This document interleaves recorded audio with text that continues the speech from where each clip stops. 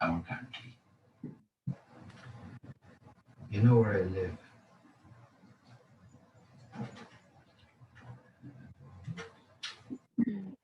You know me, Father. I try to be obedient. And of course I recognize that church business is my business. Kathleen, I have to allow a certain latitude. Ah, right. Holy Mass once.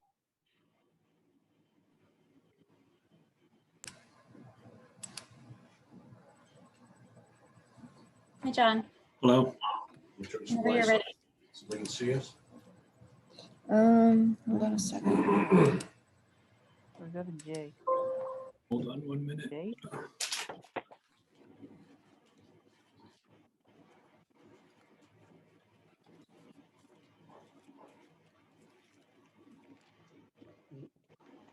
No.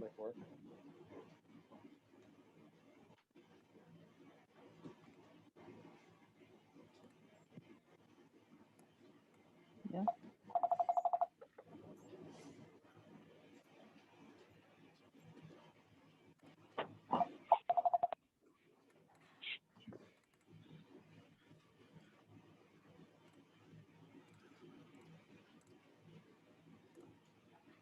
All right. Let's call this meeting of CPDC to order. Julie, if you wouldn't mind starting us off with the procedures for a Zoom meeting for CPDC. Yeah, great. Thank you, John. So hi, everyone. Thanks for joining us tonight for the CPDC meeting of March 8th, 2021. Tonight from staff, there's me, Julie Mercier, Community Development Director, and then we also have Andrew McNichol, Staff Planner. From the CPDC, we have Chair John Weston, we have Heather Klisch, Nick Safina, Tony Diarezzo, and Pam Adrian. So the way that these meetings typically run is that we have a presentation by the applicant team, and then the CPDC will ask questions, and then the CPDC will open it up to public comment. So what we do ask is that you please remain muted at all times. If you would like to speak during the public comment period, you can either raise your hand like this, or you can use the raise hand feature in Zoom. And when you're acknowledged, if you can please state your name and address for the record before you give your comments, that would be helpful to us. And then one other thing that we do ask is that you please refrain from using the chat for anything, for any private conversations. This is an open public meeting. If you're having technical difficulties for any reason, you can chat me directly and I can help you. But other than that, please refrain from using chat. So I think that's all from me. Thanks, John. Great, thanks, Julie. So we'll just start right into it. Our first item on the agenda is a public hearing for a 40R plan review at 18 Woburn Street with GC Fodera Contracting, Inc. Pam, if you could just read this legal notice into the record.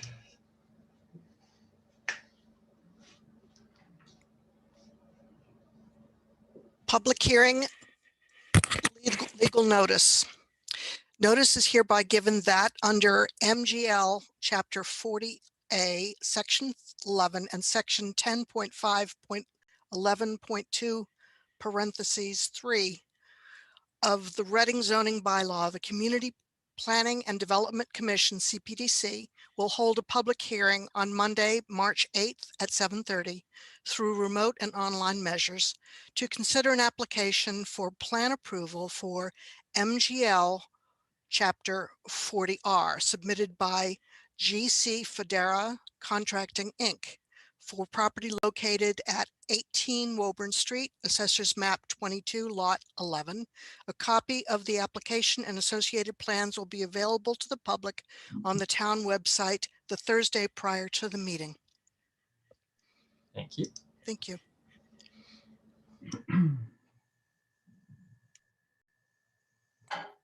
Thanks, Pam. I guess my first question is to Julie or Andrew. Do you all have anything that you want to introduce this with, or shall we just start in with a presentation from the applicant? I think you could just get started. Okay. Thanks. We do have, it looks like Josh Latham and Giovanni Federa, and also the architect are here. All right. Josh, I'll start with you to see whether you're gonna start us off or someone else. Great. Good evening. Thank you very much, Chairman. I'm Attorney Josh Latham here tonight on behalf of GC Federa Contracting, the applicant for a 40R approval relative to the property at 18 Woburn Street. I think we're all very familiar with this site. It's a high visibility location. Right as you're coming down Woburn Street and entering the municipal parking lot, this property abuts right along that 15-foot right-of-way. So the applicant is a multi-generational family business. They are proud Reading residents. They have over 50 years of combined experience in real estate development, permitting, and management. And they are under contract to acquire the site based on whether permits are approved. So the existing site, as we all know, again, it's a vacant lot as it stands. It's located on the southerly side of Woburn Street. To its west is the existing office building at 22 Woburn Street. To its east is the 15-foot right-of-way, and to its south is the municipal parking lot. Again, a landmark location. It's highly visible. You can actually see it, as Julie has mentioned to me, you can see it right across the street from Town Hall and her office. So something, certainly an important site in town, really a downtown puzzle piece as we consider the downtown smart growth district. Topography-wise, it's very interesting. It's a relatively small lot, about 4,172 square feet. It has 62.35 feet of frontage along Woburn Street. There is a grade drop from Woburn Street of approximately 9 to 10 feet as it gets down to the municipal lot behind. Currently, the site is grass and weeds. There is some paving on the site that actually, the location of the paving dates back to when there was a structure on the site. This is roughly the same location where the paving was previously. There are also 5 municipal parking spaces which abut to the rear of the site within the municipal lot. So a little bit about the history of the site. The structure that used to be there was moved there in approximately 1913. It was a historical structure that was relocated to this site. As you may know, it burnt down in a pretty devastating fire in 2006 and was unsalvageable. It was razed that year. The current owner purchased it that same year as a demolished site, a vacant site. And I know that at least 2 members of the board this evening participated in a site plan review process in 2007 by the current owner to redevelop the site for business use. That proposal at the time was a 3-story with a basement, including 2 stories of office use, a first floor of a 100-seat restaurant, and 4 parking spaces. For unknown reasons, it was never completed. So it's really sat fallow for about 15 years. Zoning-wise, the underlying zoning is a Business B district. Of course, we're also within this downtown smart growth overlay district within really a transition area because across the street is the S15 district. Located across the street, there is one residential property, and that's a 2-family historic structure. It's actually called the Benjamin Boyce House. It's a beautiful old colonial house built approximately 1840. Aside from that, we of course have Town Hall. We have the First Congregational Church. So really within the area, we have one residential property to consider. Within the Business B as a conventional perspective, it's useful to think about what this site could be used of as of right using the underlying zoning. So Business B is a very traditional Euclidean zoning bylaw. It's meant to say commercial here, not really meant for residential here. So it's really an old school approach, and it's reflective of the old bylaws that we have. I mean, this district has really existed for decades. Within that district, as of right, it could be constructed up to 45 feet in height.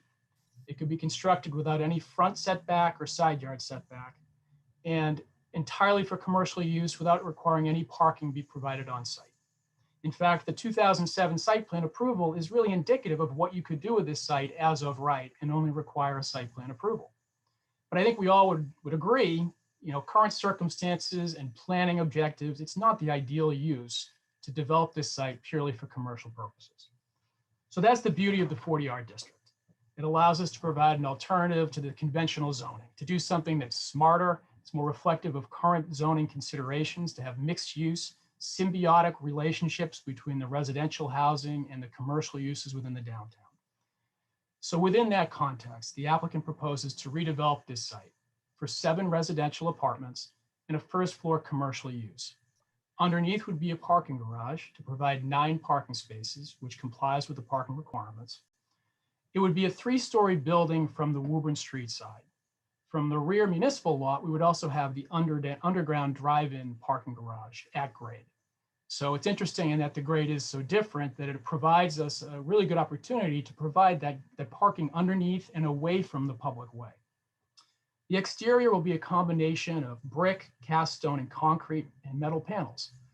The intent, and I'm going to let the architect speak to this because he's the expert, but really as we went through in this project, we said, let's harken back to that traditional downtown Reading brick architecture from the mid 19th century, early 20th century. You think of these buildings like MF Charles, you look at the town hall, you look at the old high school, which is now condominiums. That's really what we were going for with this kind of a design, something we think is consistent with the history of the downtown village feel of Reading. We also, as you might look at the plan, you're going to see that there's the right of way that is for public purpose to get to the municipal lot. Well, as it stands today, it's not ideal. It's not as safe as it could be. It's something the town really has to work on over time. And I know it's already on the agenda. This is a unique opportunity that we can work with the town to create safer and better pedestrian access to that municipal lot and to improve the vehicular access from Woburn Street. And what we're proposing on the plans presented tonight is a simple 3-foot width sidewalk from Woburn Street down to the municipal lot. But at town staff's suggestion, we're also considering, if the board would prefer, the idea of donating an easement of 3 feet to expand that right of way to 18 feet. That would afford the town a lot more planning opportunities. And we think it's a really great benefit of this potential project. And this is a one-time opportunity. This is our chance to really do something to make that access way better. We're also proposing that we would contribute some funds to help with the town's consideration and planning for the redesign of that municipal lot. It's something that staff also mentioned. It's something we're willing to consider. We have to, of course, talk through the monetary amount, but we recognize our access would necessarily come through the municipal lot. And we know that we are a stakeholder here and we have to help make that better. Traffic flow, as I mentioned, it comes down the municipal lot. So essentially, our residents would have to go and follow into the existing traffic pattern, which is one way. So it's down from Woburn Street, it circles around the middle island of parking spaces, and they would then access through the rear of our site into the underground parking area. We think that's actually the ideal use. It's consistent with the town's design guidelines to avoid curb cuts. We're not proposing any new curb cut. We're actually maintaining the fronting along Woburn Street, and that's again within the town's guidelines. So we think this is really, again, a good opportunity as to how we can set this up. With regards to the use, so we're proposing 7 2-bedroom apartments. The first floor apartment is actually going to be handicap accessible. It's going to be fully designed to be accessible from the get-go. There's going to be a handicap accessible space within the parking lot, consistent with ADA design guidelines and Massachusetts Architectural Access Board guidelines. And we already did get a waiver from AAB to allow us to put a vertical lift to allow from the parking lot directly up to that first floor lobby. The rest of the units are in the second and third floor, and they're consistently 2-bedroom units. They'll be designed, with energy efficiency and modern design practices. Commercially, we're proposing a first floor space of approximately 1,600 square feet. That space is going to be either retail or restaurant. We're not quite sure yet. We have to see what market conditions will dictate. But we've designed the space to allow for outdoor use. And that includes both an outdoor deck overlooking the municipal lot, which we think would be a really nice way to tie in this commercial use to the lot. And then within the frontscape along Woburn Street, we have set the building back between 3 to 5 feet from our front lot line. The intent is to allow some exterior use, whether that be seating for a restaurant or a cafe, or whether it be something we can use for a retail location to really bring that more outside. So that's what we think another good opportunity. We recognize that within the design guidelines, it's intended to be at 0% setback. But we think this is one of those things we would, hey, maybe for the CPDC, this is a good balance to say we'd rather have the exterior use and not have it be fronted entirely on the front. But again, we're looking for your feedback on With regards to the commercial use parking, so we provide 9 parking spaces on site. We conform with the requirements within the bylaw. From a parking perspective, for retail and restaurant use, we're not required to provide any parking because there is that section of the bylaw that allows us to say if you're within 300 feet of the municipal lot, you don't have to provide parking. Of course, we abut the lot, so of course, we're as close as you can get. That being said, we recognize that parking matters, that parking is a major issue in the downtown. So towards that piece, we're proposing that we're not going to assign parking spaces within the garage. We have 9 for 7 units. The idea is that we might allocate 1 or 2 or let 1 or 2 of those be used by staff of the space in the commercial spot. And then the idea that we will condition leasing on the new tenant trying to secure employee parking stickers from the town's inventory. Loading space, so that's another piece. We don't have a significantly sized location. However, we have the benefit of the fact that all of these other commercial uses that back up to the municipal lot are also using it for loading. So we have that same opportunity, and we would like to request a waiver of loading to allow us to do the same thing. We think it can be managed in a very efficient way. It's not a large commercial space. It wouldn't require 18 wheelers. It would really be simple box trucks or vans. We can time the deliveries appropriately. So we think that's a waiver that would be reasonable under the circumstances. So I've been speaking a lot. I guess with this, if I could turn it over to our engineer to speak to the engineering aspects of the project. Thank you, Josh. Giovanni Federa with Federa Engineering here. I'm the project engineer, and Josh did a pretty good job going through, the project scope. But I would like to share my screen just to display the plan. So I will show that right here. So this is the site plan that we have. Existing conditions, as you can tell, and as Josh mentioned, it is a vacant lot, and the contours are shown here on this existing conditions plan. You can see that it in the front of the property, it's at about elevation 136, and towards the rear, it's at elevation 126. So it does drop about 9 to 10 feet from front to back. And that grade is consistent with the right-of-way entry right here.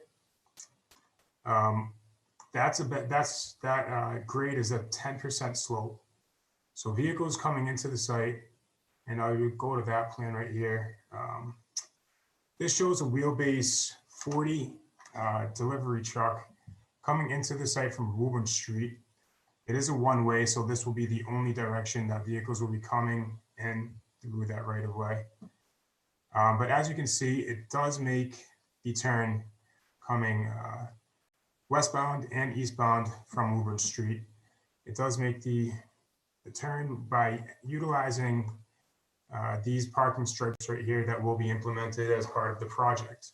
The current curb cut is about right here where that proposed tree is to over here where the existing curb cut will remain, as we can see right here. One second. So this is the existing curb cut, obviously. The proposed curb cut will extend by about, I believe, 8 to 10 feet this way. As we can see on the plan right here, it is anticipated that the vehicle will be able to drive on top of that curb. However, it will not be, it's proposed to not be a 6-inch vertical granite curb. It will be a mounted curb, similar to what we have shown right here. This is an example of a mounted curb. You can drive on top of it. It clearly designates the separation between the sidewalk and the road, but that will be utilized for all trucks turning onto the site and into the right of way.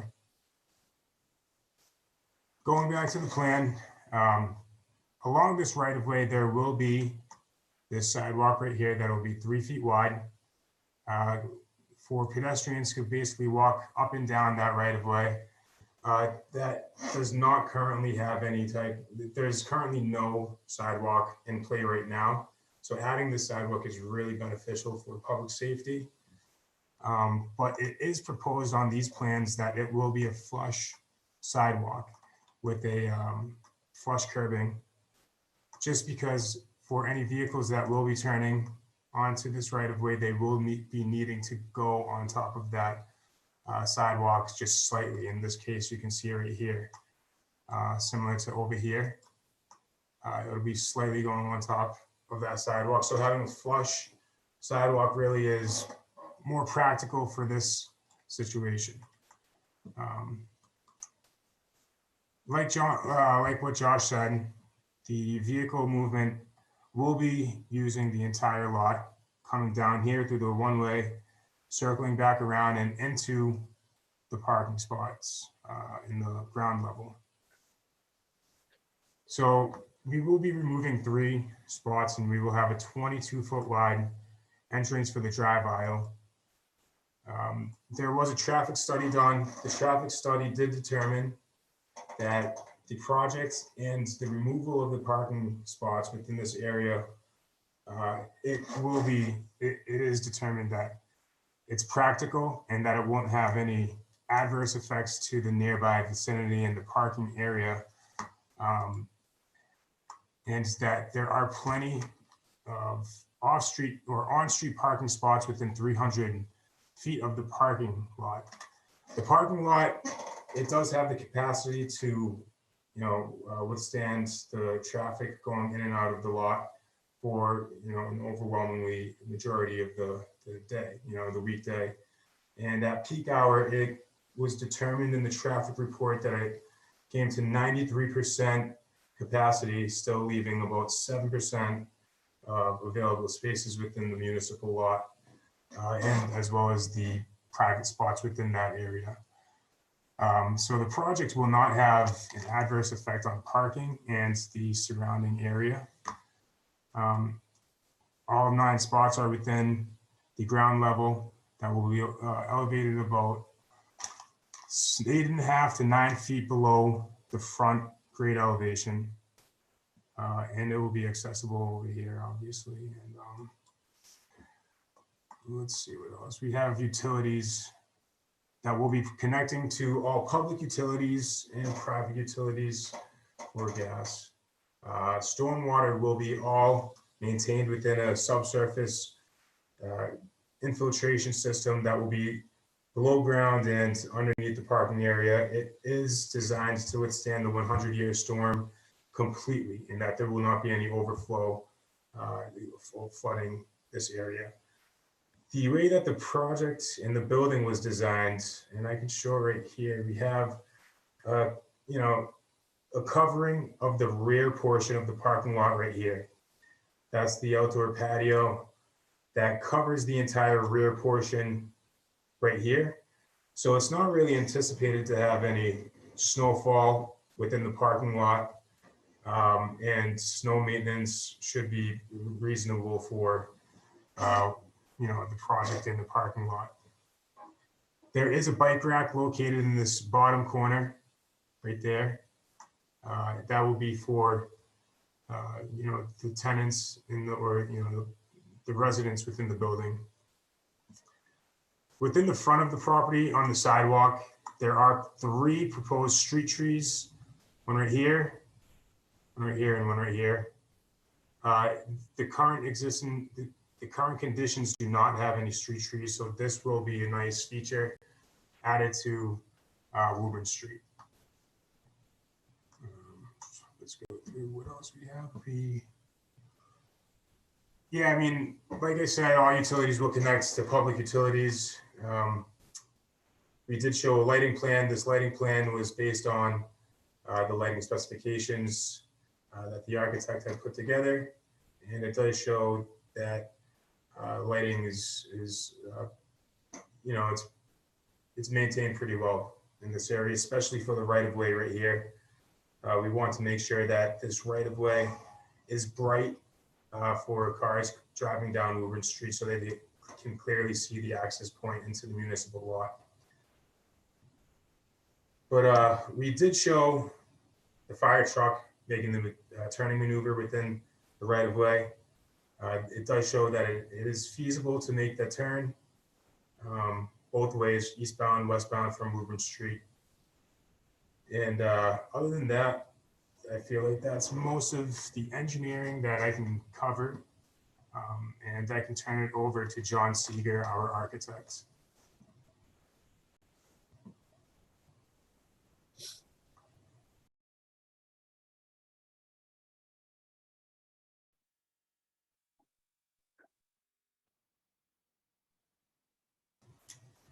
John, are you there?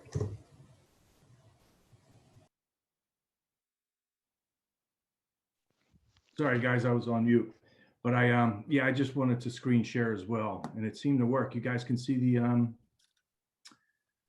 the drawings, the photos. Thanks. Hi, everybody. My name is John Seeger, Seeger Architects, located in downtown Salem. We've been working with Giovanni and Giuseppe on the project for a good 6 months now, as well as with Julie and Andrew as well. Josh gave you a good background with existing conditions, but as far as relating it to the photos, I have I think the bottom photo gives a little bit of context for our site. We basically have the vacant lot you can see with the adjacent two-story office space to the right, and then the right-of-way to the left, and then the one-story common building to the left. I think we also, if we go up to this photograph, that's the back of the office building. And our lot, again, the vacant lot is located here. And you can see that the office building is 3 stories in the back and 2 stories in the front, essentially because of the grade difference. I have some context with across the street with the town offices, which again is sort of a classical revival architectural brick building. We don't have a photo of the single family a little farther back or down the street, but you can see it actually in this photo across, but that building is also set back pretty far from the street. I think in general, this part of Woburn Street, you guys know just as better than I do. It's sort of an eclectic mix of architecture. Some of the buildings are on the street, some set back. For our project, we like to continue the street edge as recommended through your design guidelines. And we also took more reference to downtown Salem. We look for precedents within the Main Street and the Haven Street as far as the street edge. I think is very successful for developing more of a downtown area, especially on street level. As far as the northern bank, you can see we kind of were picking up on the canopy details, the awning details, how the building can step back for the entries at the storefronts. And I think they did a good job too down here in Haven Street. There's similar vocabulary that I picked up where the entries are recessed a little bit and it's a little more pedestrian friendly on the street. And whether it's residents or offices above, I think, changing into brick material keeps it more traditional. Oh, we also put in the old school for reference with mostly the material context. We were trying to pick up on some of the cast stone banding, as well as in this case, these are granite headers. But I think we're leaning more towards cast stone headers above the windows.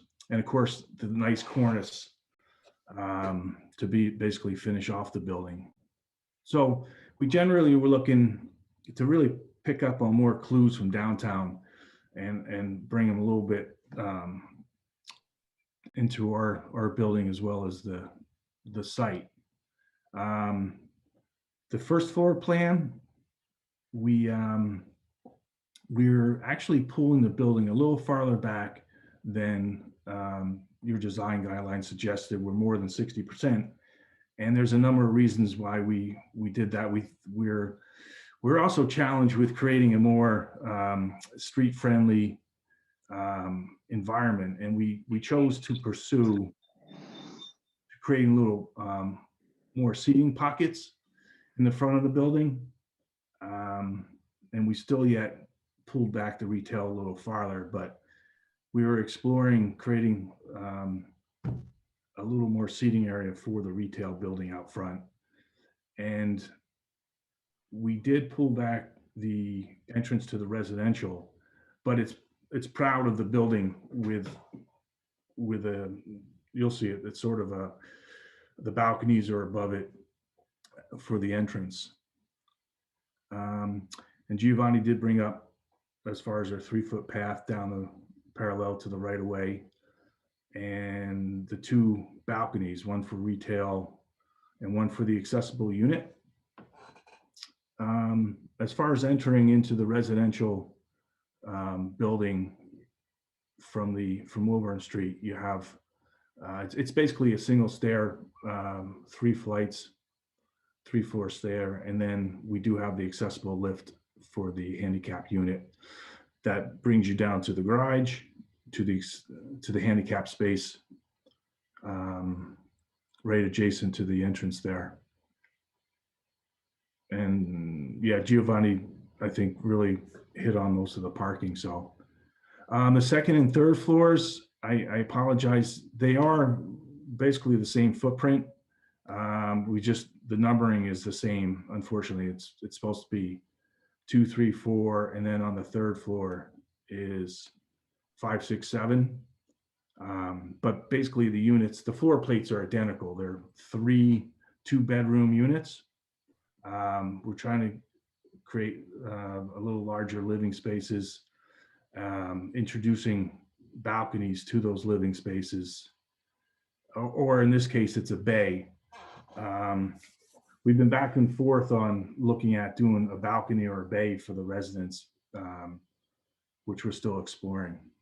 But basically, it's the same footprint on the 2nd floor as it is for the 3rd floor. And then we included the roof plan because we will have some condenser units up on the roof. They're the smaller, they're not rooftop units, they're smaller 3-foot by 3-foot by 3-foot condensers that we did a couple studies with sight lines, and you can't really see them from the street, but we will pursue providing you more information if we do need screening to screen any of those units. And as far as the elevations, this is the front elevation that fronts Wilburn Street. And again, we were trying to keep it simple with introducing balconies and bays to break up the massing of the building. And it also it signals entry into whether you're going into the residence for the building or into the retail space. I think that's a big help. When we look at the renderings, you can see how it steps back and forth. We also were continuing the frieze or this banding at the 2nd floor with a cast stone, and most of the field is brick with the cast stone headers. Yeah, we're looking at mostly steel railings for the balconies, and then of course a cornice to finish off the top of the building. Most likely that will be a composite wood finished trim and eave for the upper cornice there. This elevation is really facing the alley, or I'm sorry, it's really facing the right of way. We have I just have to zoom in a little bit. The front 3-story is approximately 34 foot for the height of the building. And then the back of the building, we basically have 43 foot. And that ends up averaging, the post-construction average is 38.9 feet. So it's below the 45 foot maximum. So you can see as far as the side elevation, we addressed the cast and stone banding at the second floor and the first floor. You can see that we have our storefront that we're kind of continuing from the Wilburn Street. And we also have to we're looking at doing metal grates for protecting the garage on the sides. And you can see the side balcony at the back of the building here, or down at this slide, which again, when we switch over to the renderings, you'll be able to see them a little better. Now the elevation that faces the existing building, the west elevation, we really just have 2 residential units that we need windows on that side. And this is a side entrance out to the street from the vestibule. But I think I'll just jump to the renderings. So we dropped in the models to study the building in the context of the street. As you can see, we were pushed back slightly to create a little kind of zone here for seating. The bays start to pop out a little more, as I said, to break up the massing. Oh, I jumped too much. And this is basically almost an elevation of our building dropped in the vacant lot. But I think as far as the, again, you can see we're introducing some awnings over the potential seating areas on either side. Yeah, this elevation, as well as, it's hard to see, but this is recessed, the entry into the retail, as well as into the apartment entrance. Let me see if there's anything.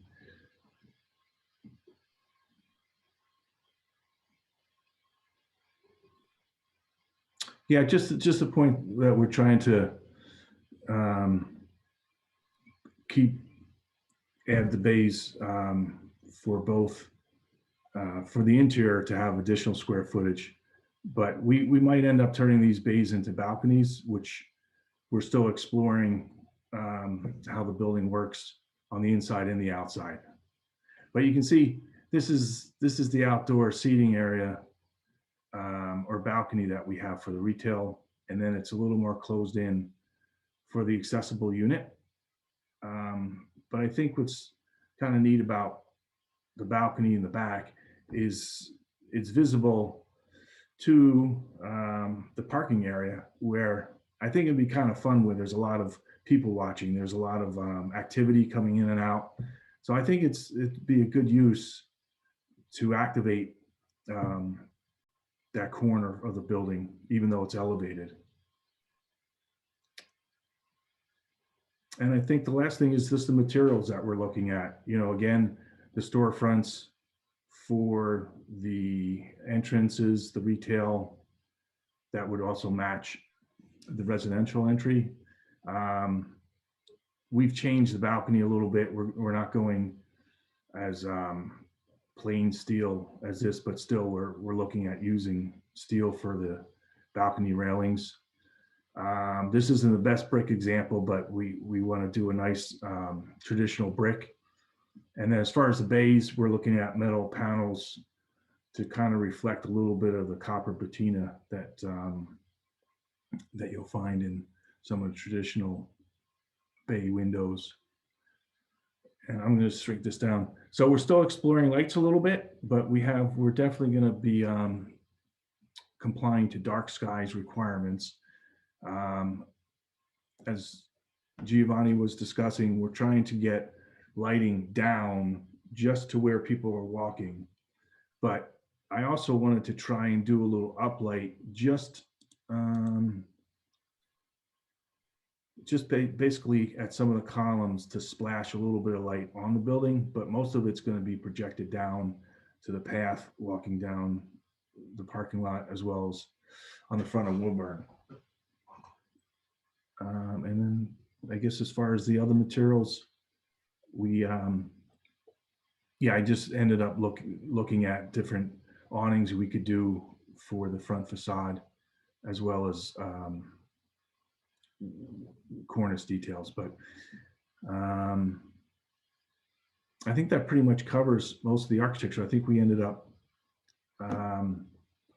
working with the town back and forth, and I really enjoyed the process. I appreciate we were massaging the building to fit to the site and also the use to fit to the street. I think I can pass it off to Josh if he wants to finish up. Great, thank you, John. I guess just in closing for the CPDC, I think with this project actually conforms pretty well with the guidelines. We've done a lot of work trying to make this a really high visible, appropriate use of this spot. It provides an opportunity to really use the mixed use in this location. It really helps us to hold the commercial a little bit further up Woburn Street as was intended, but to keep that residential use in this site. We also, as we've talked about, the access way, I think that's something that's really worth a lot of discussion. We do recognize we have some waivers to request. And again, one of them was loading. Another one is regards to density. We do meet the floor area ratio about 2.17. The standard is 2.8, so we fall squarely there. However, the standard is 20 units per acre. We actually, because of the size of our site, would need a waiver to allow for 73 per acre. So that's an important waiver we're requesting. Loading area, as I mentioned, as Giovanni mentioned, we'd also request a waiver relative to the aisle widths for the access way to the garage in the back. And then depending on, I guess, the ultimate design, we may have to request relative to a shadow study and relative to the massing and frontage on Woburn Street, and that we're not providing 60% of our building right along the lot line.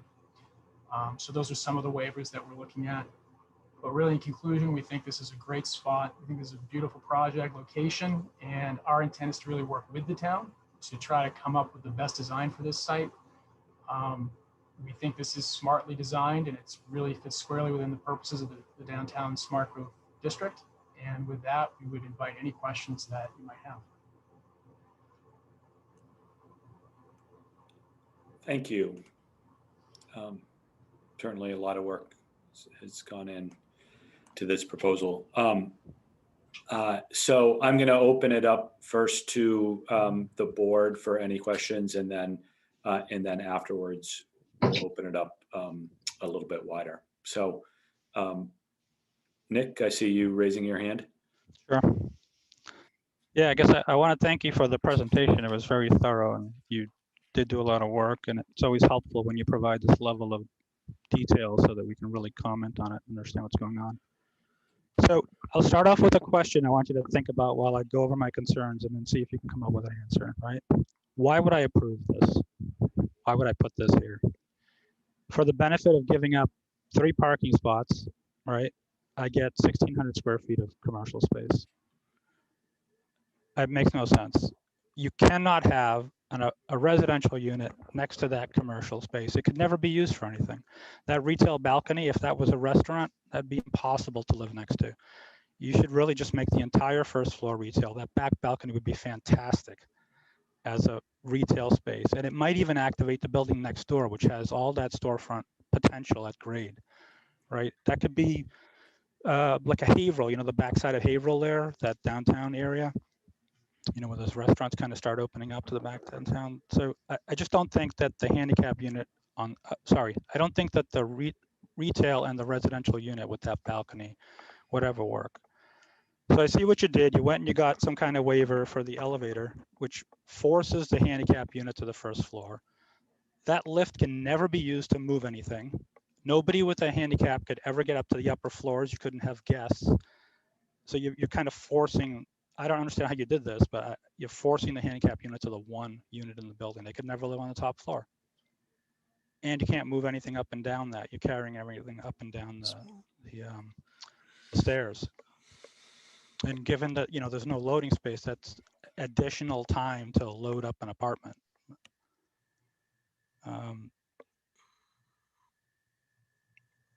Let's see. I mean, those are the two big things. That turning radius is a little concerning because it looks like that truck is coming really close to that corner in the awning and that cafe table out front there. I'm not quite sure why. What's happening now? Are they turning that tight now? I mean, there's a building in Malden I drive by all the time, and I've seen it my whole life, and I've always wondered how the canopy got so dinged. You know, because somebody's definitely crossing the sidewalk with a truck to hit that canopy. That's a possible concern here. The building itself is pretty attractive. I don't think you're showing these horizontal bands at the upper story on your elevations, though. I think those are just shown in the renderings, and that's good because the elevations needed a little more, and that horizontal band is helping there.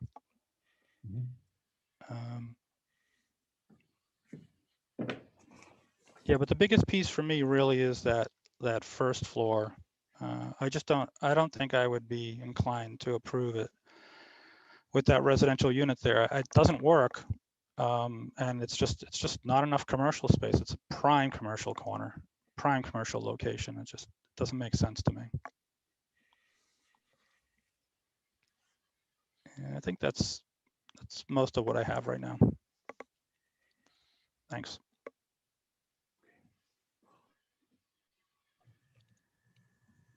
Pam? Yes. I've got a question about the position of the lift. That's intended for residential use. Is that correct? Mr. Seeger? Hi. Yeah, it's intended really just for accessibility. So it's really just enough room for two people or a wheelchair, essentially. Okay. Yeah. So my question is this: if somebody needs to get to either the retail space or the restaurant, assuming it's going to be a restaurant, they park in the back in the lot and they have to walk up this sidewalk, correct? We're providing parking for the handicap space in the garage. Okay. That's for the resident. I don't think we're obligated to provide, again, to Josh's point, for the retail space, they have street parking. So I think it's like any building, you basically would have to rely on the street parking for commercial use. Okay. Those were my only points. Yep.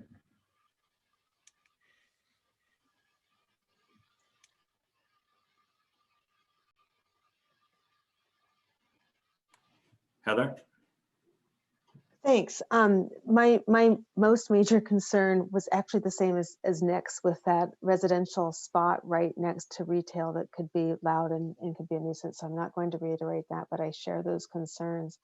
I'm also wondering about the residential spaces, I guess on the second and third floor, with a 3-foot wide pathway between that and the abutting property. Are we concerned that's going, I guess there are a couple of things. One is I'm wondering if we're concerned about how dark those bedrooms would be, and they're bedrooms, so it's okay. But the other thing is I went down there today to check it out with fresh eyes, and there are a whole bunch of vents on the side of the abutting building. And I don't know what they're venting. I don't know if it's exhaust. I don't know if whatnot. Do you know what the position of those bedroom windows are with relationship to the vents in the other building? I'm just kind of thinking, geez, would somebody be able to open the window and sleep at night, or will they forever be wanting to sleep without it open because they'll have stuff coming in? These vents located on the garage on the lower level, or? No, it's on the abutting building. Just 3 feet away. I'm just wondering what the relationship is, and it's not shown here. And by the way, your renderings are wonderful. It's so helpful, and I do like the design.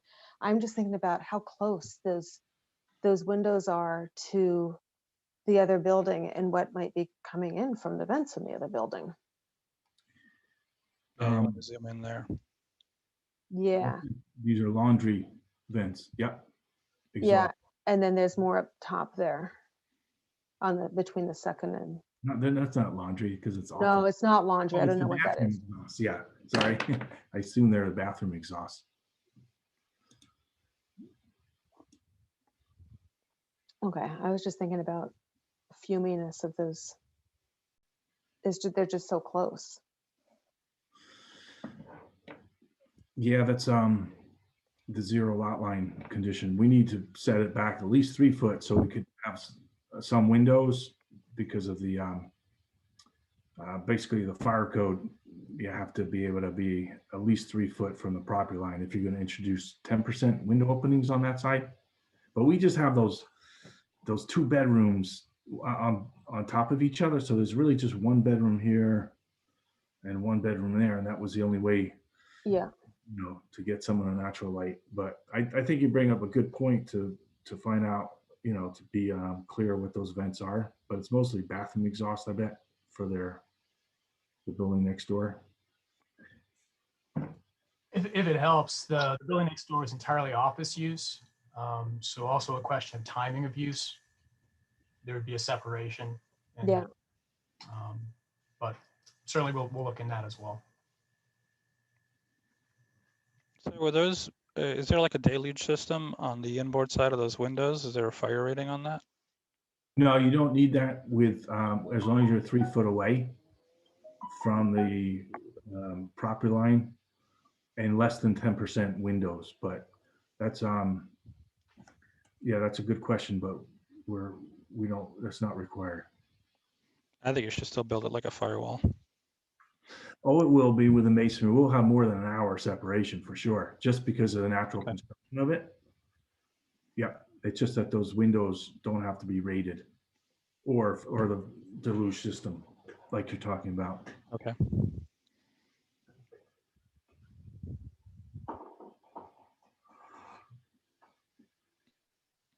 Other questions from the board?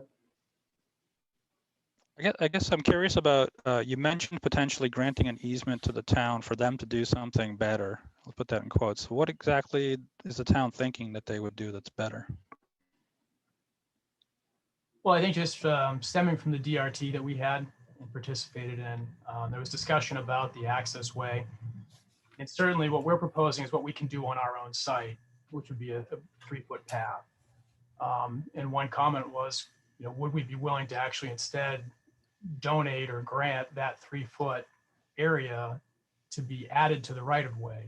And then of course, expanding it from a 15-foot to an 18-foot. And one comment that was made at the DRT was that the town would probably prefer having the pathway on the other side of the right of way because it's more consistent with the rear uses of the commons building and getting into the lot. So that would allow that opportunity to still have the vehicular access, but then be able to put pedestrian access on the other side. Okay, but neither one of those helps the truck turning radiuses, right? Well, if we donated, it'd be the 18 feet. So that would actually solve the problem until a pedestrian path is put in somewhere, and that would be a balance. It would just be a judgment about what the town prefers to do there. No, I mean, you can't take that right-hand turn any tighter than you're showing it. Right? But You'll hit the building, whether there's a walkway there or an easement, that right-hand wheel is already going up on the curb and just missing your bollard. so that's actually exactly where the 3 feet would be. That pathway where it's crossing over on our property, that little corner, that's within, everything shown as a pathway would be that 3 feet that we would be granting to the town as an easement. Yeah, no, I understand. But I'm just saying is whether it's an easement or your walkway, it doesn't change that vehicle movement. Right. It's the same movement. It doesn't make it any better. Okay, right. I don't think. In fact, if you push the sidewalk on the right side of it, it looks like it makes it worse. Yeah, I was actually just wondering about that. The way this is illustrated here, it looks like if I like the idea conceptually of putting the driveway of putting the sidewalk on the other side where it connects with the other walking path. But am I looking at this correctly where it looks like the travel path of the truck is actually then even more on the sidewalk that would be on the tin bucket side of the drive?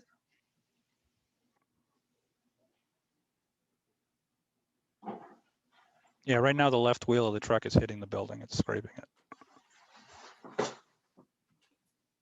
Or the front of the truck, the overhang, I guess.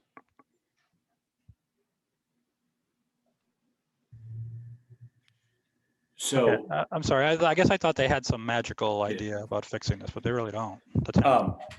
Yeah, so Nick, right, I mean, the way that I see this is in order to get this truck movement in here, you need 18 feet, right, into the entrance. I guess the other thing that we should all be aware of and know is, right, there is some in these turning movement templates, there's some leeway in here, right? Because they've got to make way for both a good driver and a bad driver. And so, right, a good driver could do it in less than that space, but they make it wider because there's a lot of bad drivers out there as well. So, right, it's not an exact science. So I just wanted to make sure that we were aware of that.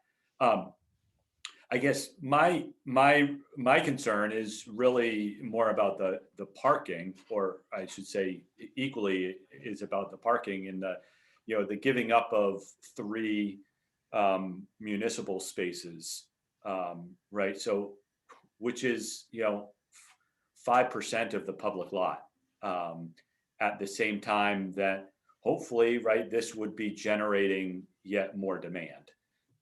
And so in other locations, what we've asked for is to understand how that's going to work. Obviously, the people, any of the people going to the businesses in this space are going to park in this lot here or up on the street. In front of it. And I guess the way that the traffic study was well done. The traffic part of the traffic study, right, excellent work. It's really hard these days to try and figure out traffic volumes and COVID issues and all of that. And I thought that was really well done, and kudos. The parking part of it, I think, is a little bit different. And I'm sure that we'll hear some more people here today, but I think that although traffic is up, I should state that differently.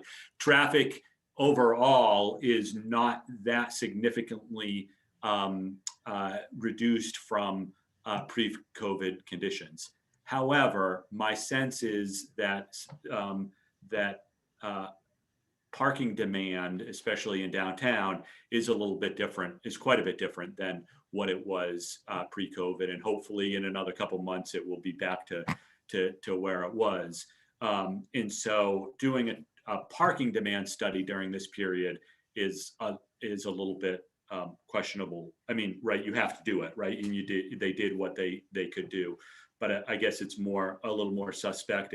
And the way that I read that was that because they lumped in the private parking spaces with the public parking spaces, and I know that in this lot, it's hard to tell the difference, right? Of which is which and where you can park and where you can't park.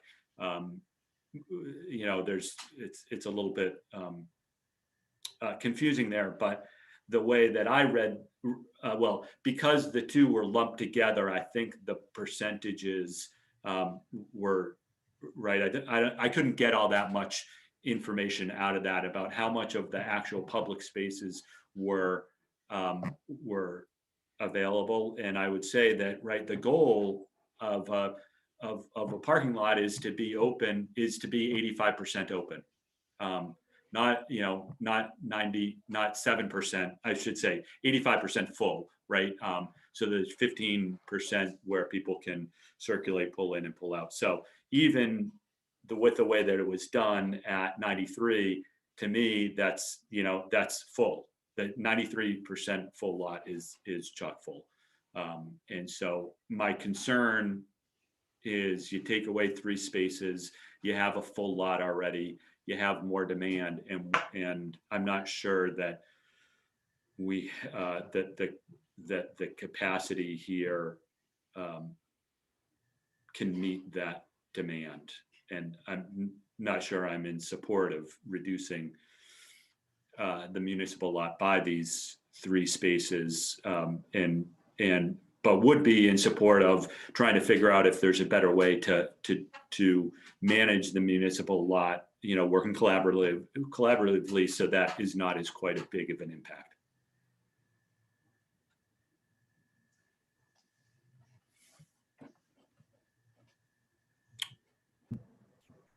So that's my piece there. Anyone else from the board? John, keeping with the parking lot theme, I know we just had a study done of the municipal lot. And my question for Julie is, do these numbers actually make sense based on our prior, the prior test or study? So I don't want to speak too much about the current traffic study that is related to this project in relation to the prior one, because I don't want to get my numbers wrong, but I can say that the prior study, which I think was done in 2018, did show that utilization in this lot gets up to about 60% at its peak, typically speaking. That's based on the same goal that John mentioned of having it be 15% open at any given time. So I know it's not the right time or place, but then I don't understand what the big issue is.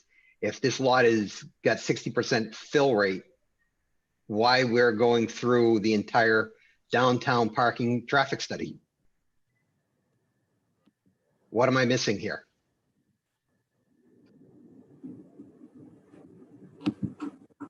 I can try to get some more information about that, Tony, because I'm also a little worried I might have misspoken about the percentage occupancy of this lot. So I can try to clarify some of that for you for the next time.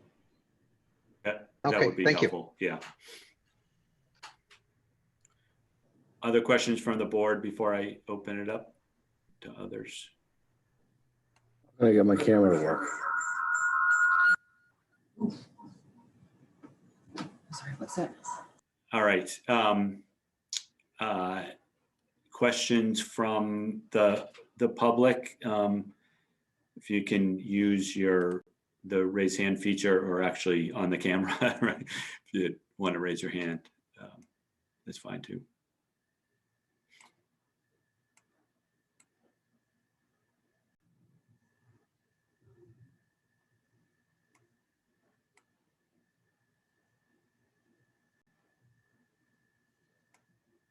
No questions? I'm not seeing anyone, John. All right.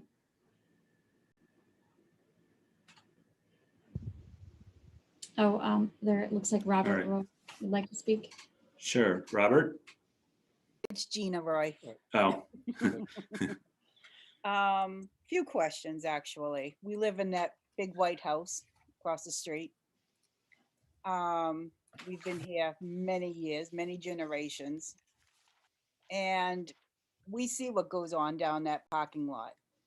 We see the people circling because we sit out on the porch and we see the people going around and around and around. And especially at nighttime, we all know that. I don't know if the traffic study was done at night ever, when Venetian Moon is, has all those customers and people just circling, parking over at Old South, et cetera, et cetera.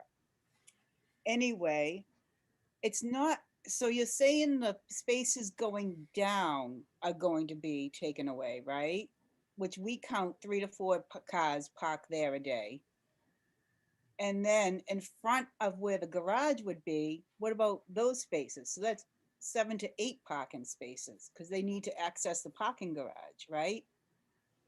So I don't understand how everybody's saying 3 spaces. I don't know where the 3 spaces are coming from. When there's a snow ban and people have, you mentioned maybe getting special parking. They can't park out in the street. They can't park in the parking lot. Where are they going to park? Unless I want to make some good money, I might turn my front yard into a parking lot. I don't know. The resident address, the resident access, we're confused. Are they parking in the garage and can't get inside the building unless going out and around to the front? Or is there access to all apartments from in the garage? Does anybody know? How do you get to, like we saw, okay, you go up and onto Woburn Street, but can you go through the parking lot, parking garage to your apartment? John, can you describe that, how that access works? Sure. The parking garage is exclusive use for the residents. Right. So essentially, when you come home from work, you come down the ramp, and Giovanni showed you the loop. and So you see that loop you just went in? There's cars parked there too, right now. Well, I don't have the full plan on the drawing, but so I shortened the loop. But essentially, all the parking for the residents is under the parking garage or in the parking garage under the building. Okay, but how do you get to your apartment? Do you have to go outside the building? Oh, I'm sorry. On Woburn Street, or can you? No. Is there a stairway in the parking lot? There's a stairway that connects right here. I don't know if you see the screen, but Okay, so that goes up to all 3 floors. Okay. the stair goes all the way to the 3rd floor. Okay. And the lift just goes to the 1st floor for the accessibility use. Right. And so we just anticipate seeing a lot of moving trucks on Woburn Street come in and go. I don't know. The lighting on the front, I know you're saying you're pointing it towards the building or to, I don't want to be lit up. So I know you're trying to make it user friendly for the pedestrians, but I don't want it shining on my house all night. Right. We will not have any type of floodlights or anything direction towards even the street. You live in the beautiful white historic home, Yes. another, like half block down. Yeah, right across the street. Is it right? Okay, I thought it was a little farther down. But no, there's going to be no light projecting out. It's all going to be down, or like I was trying to say, we're exploring splashing the building a little bit up. But again, I think I have to get approval, the lighting spec to the board for final approval. But none will be projecting into not even the street. But we do want to watch the sidewalks, obviously, for safety. Okay. Well, it's very lit. Yeah. Dumpster. Nothing was discussed about where the dumpster is placed. Because we have major issues with 6 o'clock, 4 o'clock dumpster removals in that parking lot. I don't know if it's going in. Oh, you have a picture of it? Well, we do have a trash room that they're going to be barrels and brought out, or I think maybe Giovanni or Giuseppe could speak to that management aspect, but we were talking about pickup twice a week. I'm not sure for recycling. But if you have a restaurant, I mean, that's a lot of trash. They have a small dumpster behind Venetian. They share it with the vet. Well, there's actually one for the vet, one for them. So, and CBS has their own. So there's a lot of dumpsters down there, and I don't know how it would be accessible for removal. You know, that's really, that's a really good point, where we're also looking at the trash room. If there is a restaurant, that they would have to have their own trash room. But again, But the truck can't go in the trash room and empty it. no, So, these would more be barrels, but I mean, you know, containers like the ones you have for residents. well, then the rats will get into them if you have that. In the trash room, you know, essentially it's, So it would be a there's rat room. Sorry, but we do trash rooms for many residents. It's it just has to be, you know, well maintained. But I didn't know if Giuseppe or Josh want to speak more on the management end. Sure, yeah, I mean, I think the intent is that within the trash and recycling room, we would have rollout bins, and that room would be secured. So it would just be done through private waste management or a contract. The property management would be responsible for conforming with that. With regards to pest control, so it would be made sure that you know, there wasn't any exterior dumpsters or anything like that that would have a problem with rats. It would all be internalized. Regarding the parking question you had along the right of way, the 2 or 3 spaces you see are actually on the property. That's the location that there was parking originally when the structure was there. And they're just kind of residual. And I think the public has just started using this site for parking. well, there used to be parking like 2 spaces right beside it where those cars park now going down the hill, because Ray Couture used to park there. Absolutely. Going down the hill. So I know who parked there, but going in the back, so there's like 2 or 3 spaces there, like I said. And then at the bottom where you're going into the garage, if you look at one of those pictures, it showed all the cars in the back lined up, you know, and that's where the garage would be. So are you losing those 4 spaces? Because Well, that's the garage. You're actually replacing them with the 9 spaces on For the tenants though, that you're. So all the losing them. questions are actually supposed to be directed to the chair, and the chair then asks the questions. Yeah, at the beginning of the presentation, they noted that they would want to take away 3 spaces. The other 2 spaces on the roadway side are actually on their property. They're not town parking spaces. But you are correct. but There's you are a lot losing. of spaces, yes. Right, you're Yes. losing them. Yeah. We're not talking 2 or 3 spaces, we're talking more. We're talking Well, 3 town spaces. 3 The other town 2 are not spaces town. and Correct. 2 that You are wanna put owned it by that them way. already. Right, you put it Yeah. that way, fine. Yeah, yeah. Well, because I know who parks in those spaces, Yeah. so. All right. Yeah, I think that's it for now. Okay. Oh, the snow ban. Yeah, just keep that in mind. I don't know if we do grant them employee parking, whatever you were saying, grant extra parking to workers or something, employees, where they would park in the snow. If the residents have to park somewhere. Well, I guess my understanding would be, right, the residents would park in, right, these would likely be all resident spaces, especially in snow, right? They're going to park there. The tenants of any commercial space, just like the tenants of every other commercial space, if there are you know, during emergency periods or snow periods, right, they have to figure it out.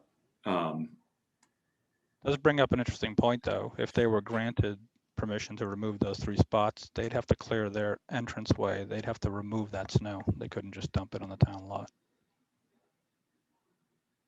Right? Yeah, yeah. Mm-hmm.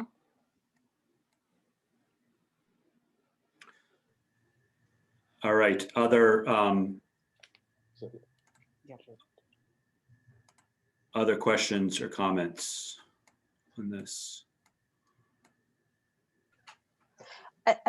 This is Heather, if I could chime in. I just Sure. have a comment of the question that I think was asked of Julie of how can, you know, why are we worried when there's 60% average occupancy or vacancy? And I'm just looking back at the traffic study, and I'm noting that the time period for the traffic study, which I agree does seem to be well done, but the time frame is 6 a.m. to 10 p.m. So if you can, in the 60% basically 50, 60% occupancy and vacancy is the average over the full day. So a good portion of that is for a time when most of the businesses aren't yet open. And that's probably the discrepancy between what the numbers that are there and what Julie mentioned and what many of us see and experience during those peak hours and then at nighttime. Yeah, I wanted to actually clarify my comment because I was looking at the same study now because I knew I misspoke when I said it. There are periods of the day from the 2018 traffic study that show that lot is sometimes over 90% utilized.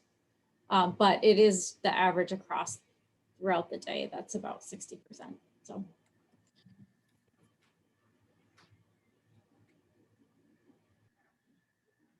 Thank you. Other comments or questions?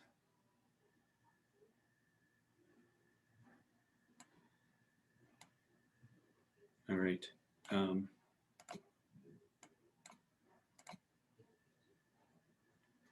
No burning questions.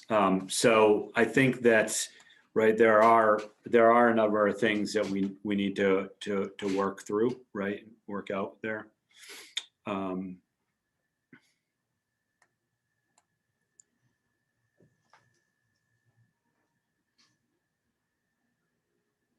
Andrew, can I, because I unfortunately didn't take all that good of notes this time. Do you have? I have some notes too, so I'll just forward Okay. my notes as well. All right. Yep, and I've captured everything in the minutes, so we can work with the applicant team to explore what any additional 3 foot of right-of-way might look like, any contributions to a conceptual redesign and study of the parking lot. We'll continue to explore options on that first floor and what can be done there, as Nick had mentioned, with the residential unit that abuts the commercial space, and as well as some other architectural comments that we can review with the applicant team. So. Certainly, right, the comment about the dumpster and trash and making sure that could get worked out. Absolutely. I think there's certainly some issues there to be refined. And John, I'd like to know how this measures into the previous traffic study. Yes. Yep.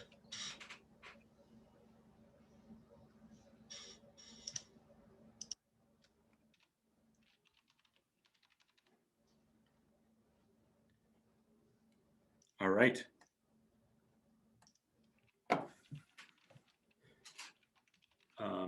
So I think we're looking to continue this. And Mr. Chairman, if I could formally request a continuance until your next available public hearing. So we have a meeting on March 22nd. I don't know if the applicant team, if that would be too soon. And then we have a meeting on April 12th. And both of those agendas have a bit of flexibility at this time. I'm going to suggest that you go with April 12th, March 22nd, just purely from the time it takes to, so that we can have some information before our meeting, and you can get it to town staff and they can look at it and stuff. Right, the 22nd is pretty soon. Right.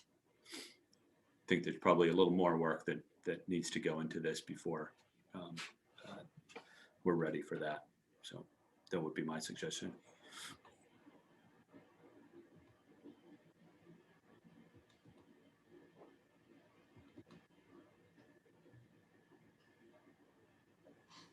So what'd you say, Julie, the 5th, right?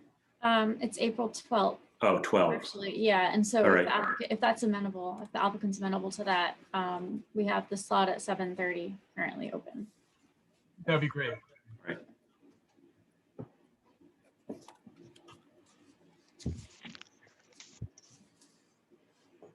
Right. Motion, anyone? Move that the CPDC continue the public hearing for 18 Woburn Street, 40R development to April 12th at 7:30 PM. Second. All right, we'll do this by a roll call. Nick, Yes. Tony, Yes. Pam, Yes. Heather, Yes. John, yes. All right, so the 12th at 7:30, right? Thank you for your time tonight. Great, thank you. Thank you. Guys. Thank you. Good night.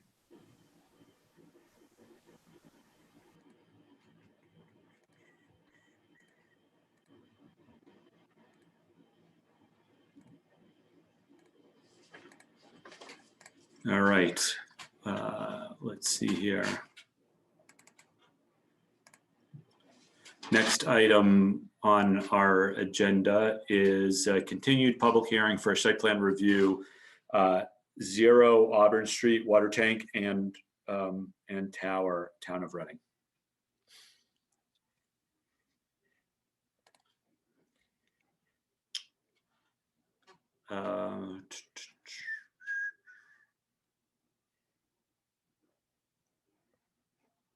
Let's see. I think we can just dive into it with Ryan, right? I think where we had some questions, Ryan, for you the last time that we were taking up this. I think they related to right. A lot of the questions related to the fencing around the site, questions related to the contamination on the site, maybe some additional detail on the tank itself. So I don't know if you just want to dive in, Ryan. Sure, we can do that. We noted a few takeaways from last meeting. Primarily, I can have Mike Warner speak to some of these. We took some notes down regarding the contamination on site, the moving of the fence. We took to your suggestion and flagged that fence line out on site. I don't know if anyone had a chance to go look at that. We have some different techniques of removing soil in and around some trees possibly that we can discuss. And one of the other takeaways was the idea of a pocket park and things of that nature. And we can speak to some of the questions about the tank, specifically how we arrived at a CET and some of the other questions regarding the look and feel of the tank itself. So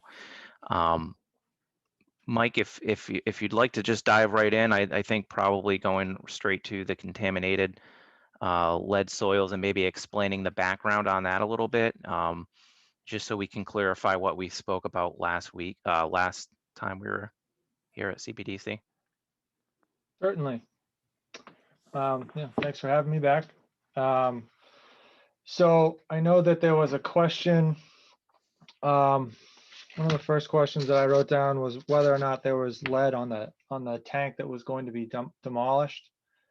And that was actually tested during an inspection report in 2009. And there are trace amounts of lead, so really minimal amount of lead on the tank itself. It's 11 parts per million on the interior of the tank and 20 parts per million on the exterior. So not a lot.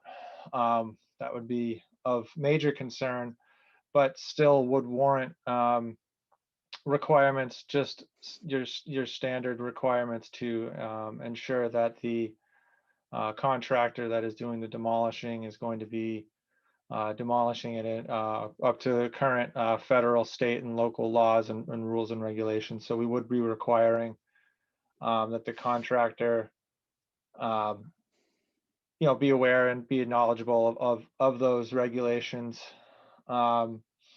They would have to submit a demolition plan that would be site specific, that would outline what they were going to do, how they were going to demolish the tank, any paint debris collection, they would have to, that's what would be another thing that would be included in the demolition plan. Dust monitoring collection plan would have to be in the demo plan. Worker safety, health and safety. So that demo plan would be reviewed for all applicable rules and regs. And that would likely relate to the soil removal as well.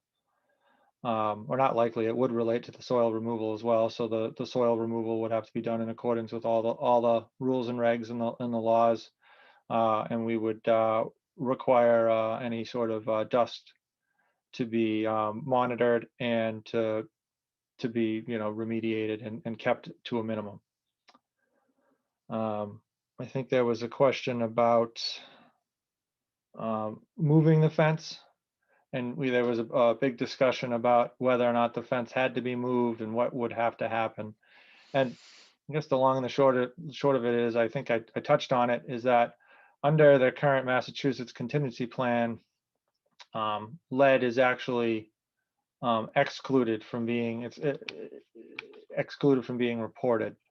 So while lead is a hazardous substance, there's it's lead contamination due to lead paint. If the Mass Department of Environmental Protection were to require every single site that had lead contamination due to lead paint, they would be overrun with just having all of these sites that would meet the definition. Just the abundance of lead paint that was utilized before it was taken off the market. It just would be kind of an abundance of paperwork, an abundance of sites that would have to be managed. So the lead paint is it's excluded from being reportable under a mass contingency plan. Now, that's not to say that the town or anyone can, with reckless abandon, can move the soil to wherever they want. If it's going to be removed from the site, it needs to be handled in accordance with all the proper laws. There are some potential options that I think we did talk about last time. One, they can, the town, because it's not, you're not required to report it under the MCP, the town could technically leave it in place, but due to the public health issues and public safety issues, and talking with the town of Reading, the engineering department, they wanted to basically remediate the soil. So their options were transport the surface soil for the bottom 12 or the top 12 inches that we talked about within a limited area, basically remove that soil that's above that 200 parts per million threshold. They could transport and dispose of the surface soil from all within the fenced in area.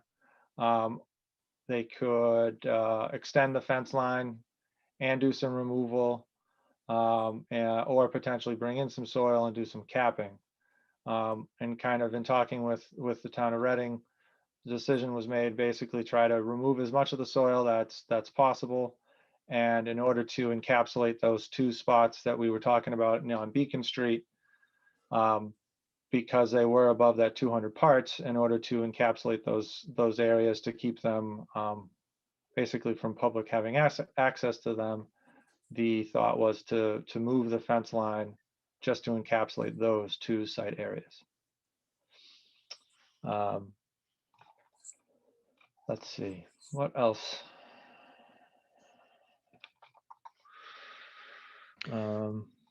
So we had talked about whether or not it could be moved.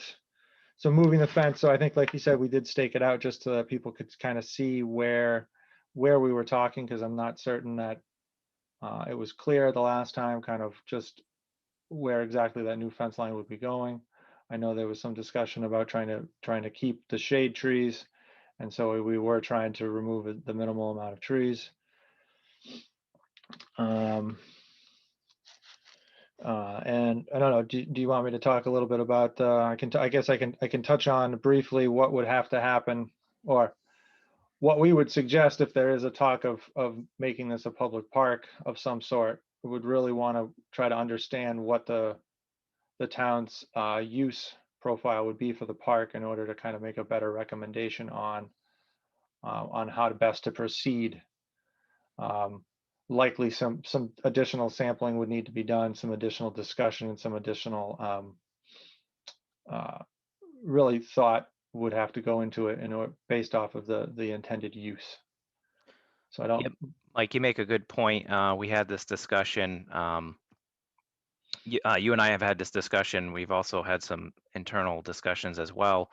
That although a great idea for an area for a little park or open space, to rush into that under this project would, in my opinion, be a disservice to that project, and not involve as much public input as possible for that piece. But also, to Mike's point, we would probably want to do more, some more sampling areas to see if there was any other remediation that needed to occur outside of that area. We have no reason to believe that it extended that far, but just to be certain, if we're opening up for public use, we want to make sure that we remove as much as possible. We mitigate that issue over there. So I just wanted to touch on that, Mike, just a little bit.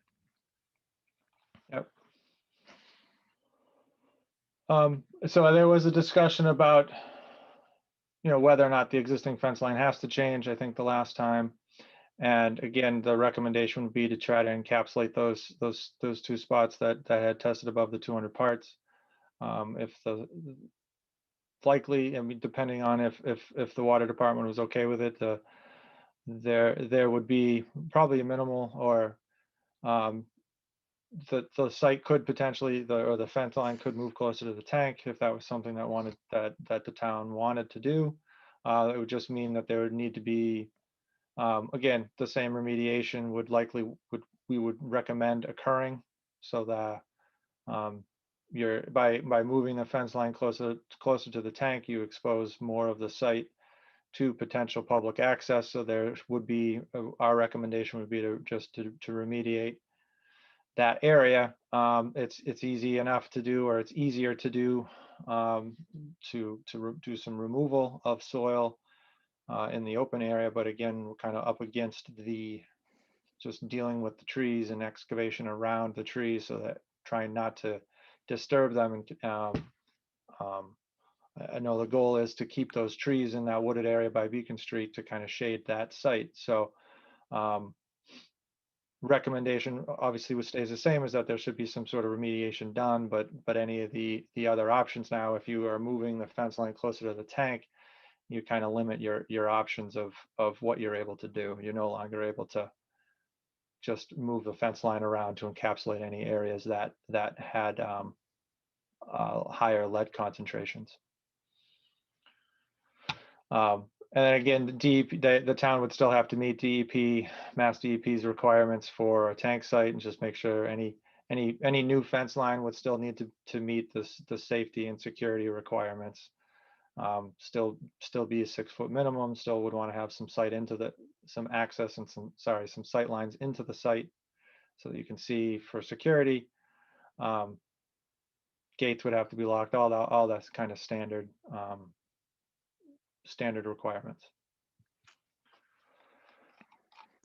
Do you want us to continue going, or does you want to open questions on that piece, or we can keep going? We can talk through that, right? Okay. Talk through those issues, I guess.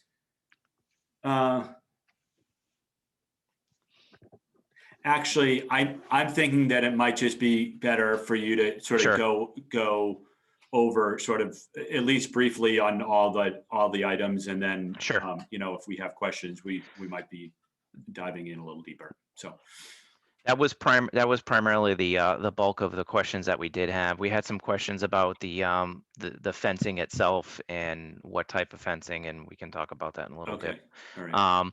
The tank itself, I know Mike put together a little bit of information on how we arrived at a glass fused to steel composite elevated tank Sure. versus some of the older styles or non-glass fused steel tanks. And Mike, if you want to just briefly go over that in, Sure. Sure. um, So there's, essentially three styles of tanks that could move forward with. We have the composite elevated glass fused to steel tank or bolted tank that we've been discussing. You can have a composite elevated welded steel tank. And the welded steel tank would need to be, the steel itself, the tank itself would need to be coated, or painted, sorry. And then your other option is a welded spheroid. So it's kind of the whole base of the tank is all steel. It would look similar to what's there now. It would likely have either a cone as the support, or it would have all of those legs that you guys have now on the site. And all of that material would be steel that would need to be painted. And sort of the steel, only the steel, the paint itself, the coating system on the steel tanks will last roughly 12 to 15 to 20 years, maybe max, before they have to really be recoated. You have to have put together a project and to really to kind of rehabilitate those tanks. And so while they might have your capital costs, your upfront capital costs might be less over the lifespan of the tank, you're going to recoat it several times versus the bolted glass fused to steel tank, the composite elevated that we've been talking about, is low maintenance, is not something that needs to be or would need to be recoated multiple times over its lifespan. And so while we didn't do an official kind of study where we put together costs and got quotes based off of our engineering experience, we determined that the glass fused to steel composite elevated, the bolted option, would be in the long run the cheapest option. We did do a life cycle cost at the beginning of this project. I think this dates back, I'm probably going to get the year 17, wrong. maybe 2017, That 2008, could be right somewhere around around there, yeah. We did do a life cycle cost where we compared recoating the existing tank, comparing it to building a new composite elevated bolted glass fused to steel tank, the one that we're talking about now, and determined that over the lifespan of the cost, building this new tank would save the town was right around $1 million, I think it was. And so that was basically using all that information, using our engineering judgment. That's how we came across to recommend the bolted glass fused to steel composite elevated tank that we've been discussing. Mike, just to reiterate, I think generally speaking, the time frame for repainting is between 10 to 15 years is usually the cycle that tanks are usually repainted. Yes, I know you mentioned between 10 and 20 years the paint could last, but the actual maintenance cycle is somewhere between 10 to 15 years on average for repainting. Right.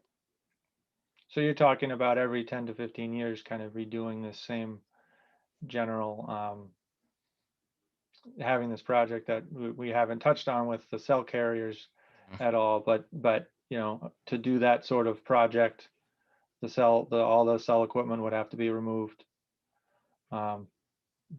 Staging, scaffolding set up in order to coat the tank, and then paint it, the tank gets coated, and then the cell carriers go back onto the tank. So just it adds to the maintenance, adds to the O&M cost.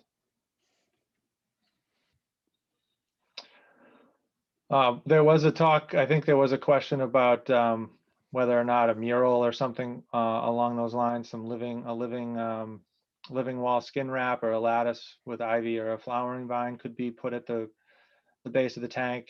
in place of a mural. I know a mural had been suggested the last time. And that's certainly something that we could look into, that could be written into the spec if that is something that the town wanted to include, or it could be done after the fact, after this tank project has been completed. So we asked did touch on that with one of the vendors to see if there are any warranty concerns, because that was sort of a concern that we had, that might void a warranty, and consensus is it would not, but it would have to be something that would be looked at a little further if that was how the town wanted to proceed.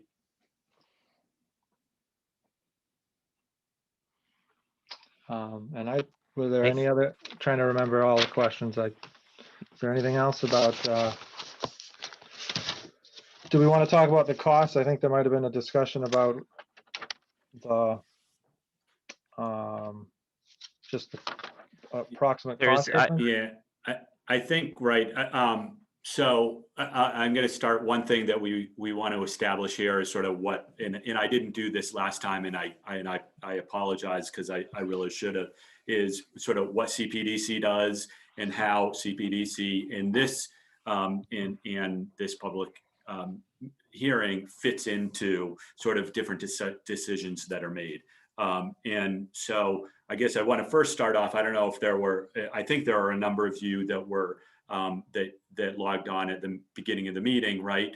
And that's right. That's typically what we deal with, is a private entity coming into town that wants to develop something, and then our role as CPDC is to review what they put forward and sort of work with what our regulations are and make sure that they're abiding by them, and also try and work out a site plan that's best for the town, for the neighbors, for the community.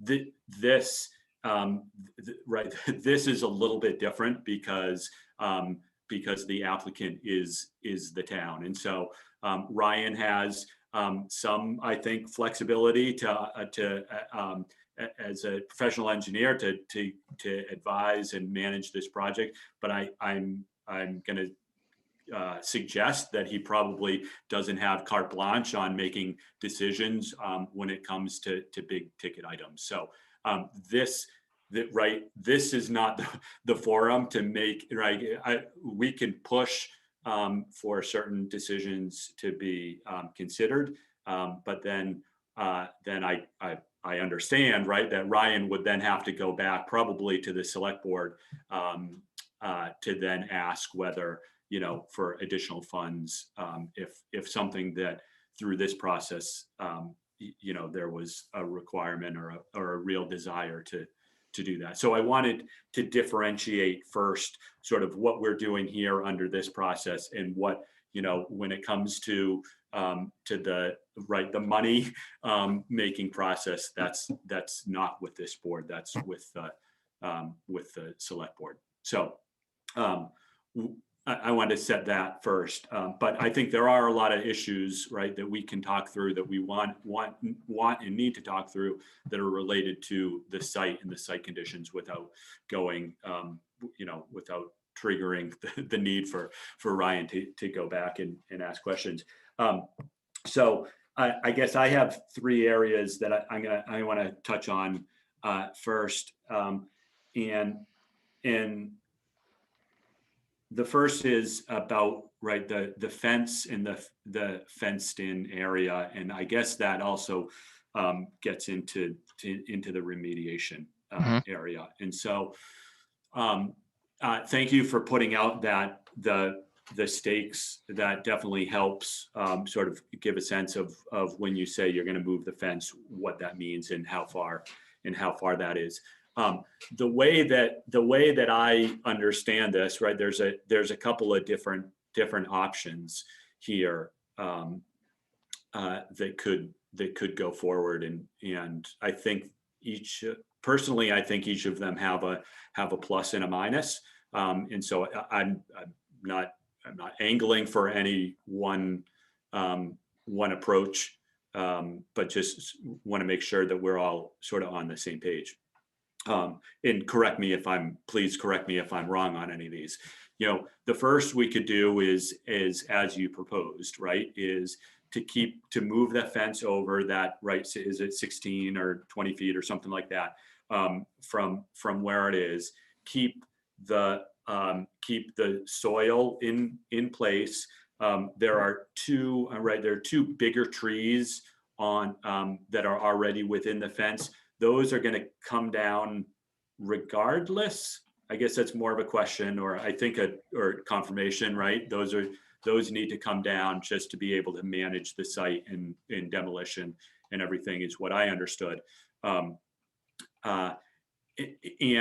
in doing that and moving the fence, right, and aside from those two trees, right, you would not need to do any other site work, meaning taking down any other trees between that fence and Beacon Street, right? So it would be left in its, I'm going to say, natural state as it is now, right? That's one option. And I just sorry Sure. to interrupt. Yep. I just want to make sure we're agreeing to the right thing, and I'm sorry if that's not policy. No, please do. But Yeah. just wanted to. So, are you talking about the trees outside of the existing fence line? No, Mike, there's two trees inside the existing fence line that need to come down. Okay. Correct? Yes. Mike, if possible, can you screen share the plans? Just Sure. Yes. that might be helpful. Right. There are two trees that are inside the existing fence line. Those are going to come down sort of regardless. There are some that are outside the existing but would be inside the future. Those would stay up to the degree that they can. I think there might have been one that was right along where you had the fence line that may need to come down. It's probably a pretty small tree. We were talking about removing this. Yeah. Okay. And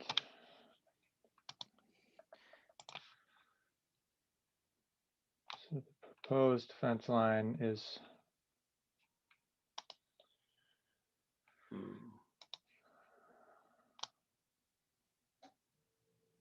this is the area in red that we're talking about moving the fence line. Yeah. And the highlighted yellow would be the trees. We were talking about removing these trees here, potentially this tree here. And then there's a handful of, there's some other trees on the other side of the site, as well as. Mike, okay. did we confirm down in if or how many trees would have to be removed just for line of sight for that new fence line? Well, that was something that we had noticed when we went out there, was that there were a couple, there's the potential to move that fence, move this line in a little closer because it was impacting some of the trees. I have pictures I could show if that would be helpful, but I'm going to need to share a screen. So 1 second here, if you don't mind. I can share.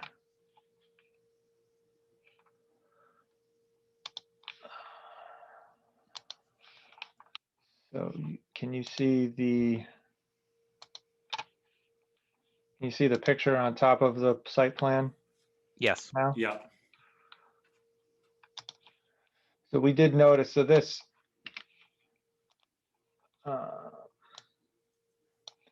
you can kind of see it over in the corner here, right where my cursor is now. That's one of the sample locations. And then a little closer here in the foreground is another one of the sample locations.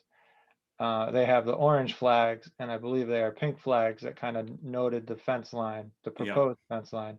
And it does come a little close to some of these trees. And so the thinking, it potentially move this a little closer, we might be able to get away from having to take down those trees that would be outside. All right. This tree I'm unsure of. I think there's actually a better picture.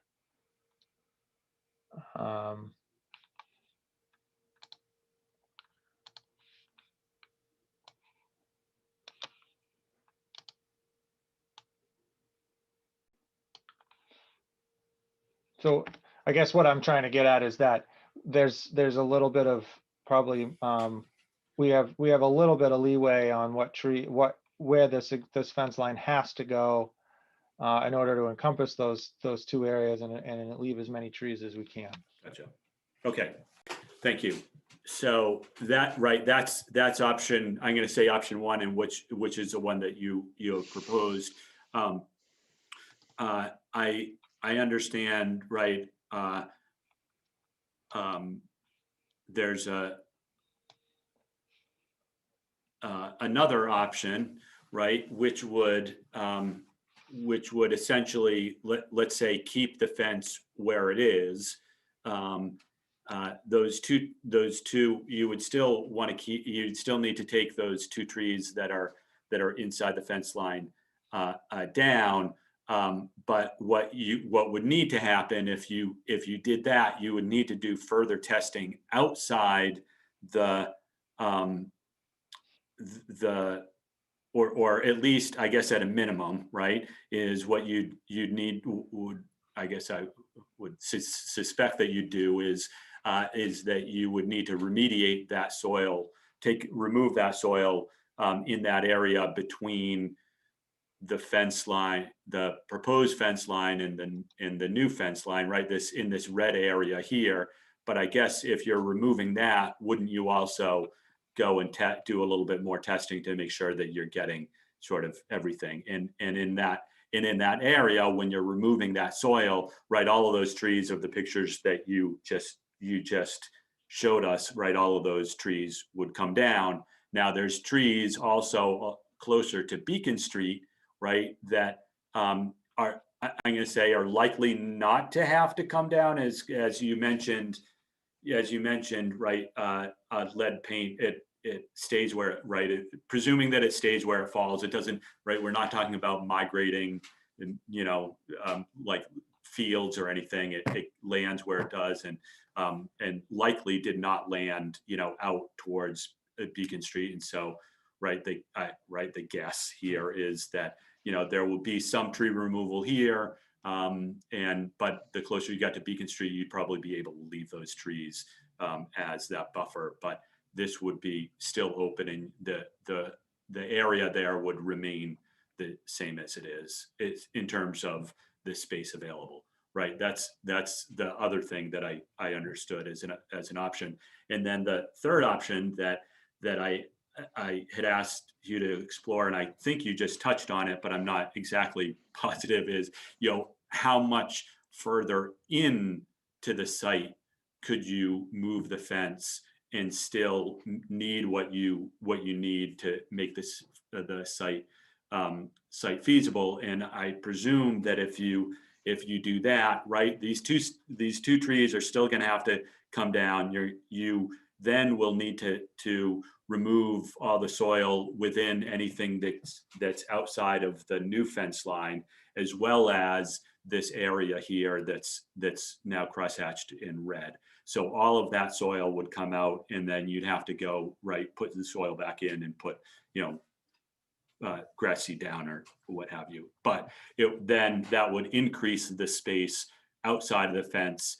And I'm going to say, as I think you suggested, is for a different, for discussion in a different forum on how to turn that into more of a community amenity, a park of some sort, that could be designed and everything, not necessarily be lumped into this particular project. Am I laying things out well as you understand them, Ryan? Yes, yes, and we didn't talk about how closely we could move that fence line, without getting into too much detail, because we haven't really discussed it in great detail with the water supervisor.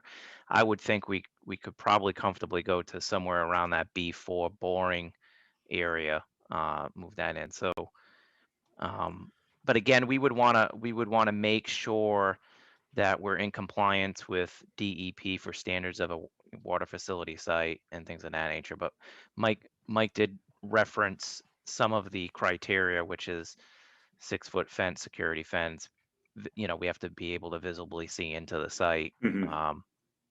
So that does speak to a little bit of the fencing, but there is potential of moving that. Absolutely. That was it's something for us to look at if we are moving forward to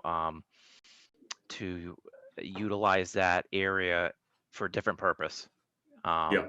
And then we could talk about moving the gate more in line with the garage door that will be under the within the concrete pedestal. It would be direct access off of Auburn Street.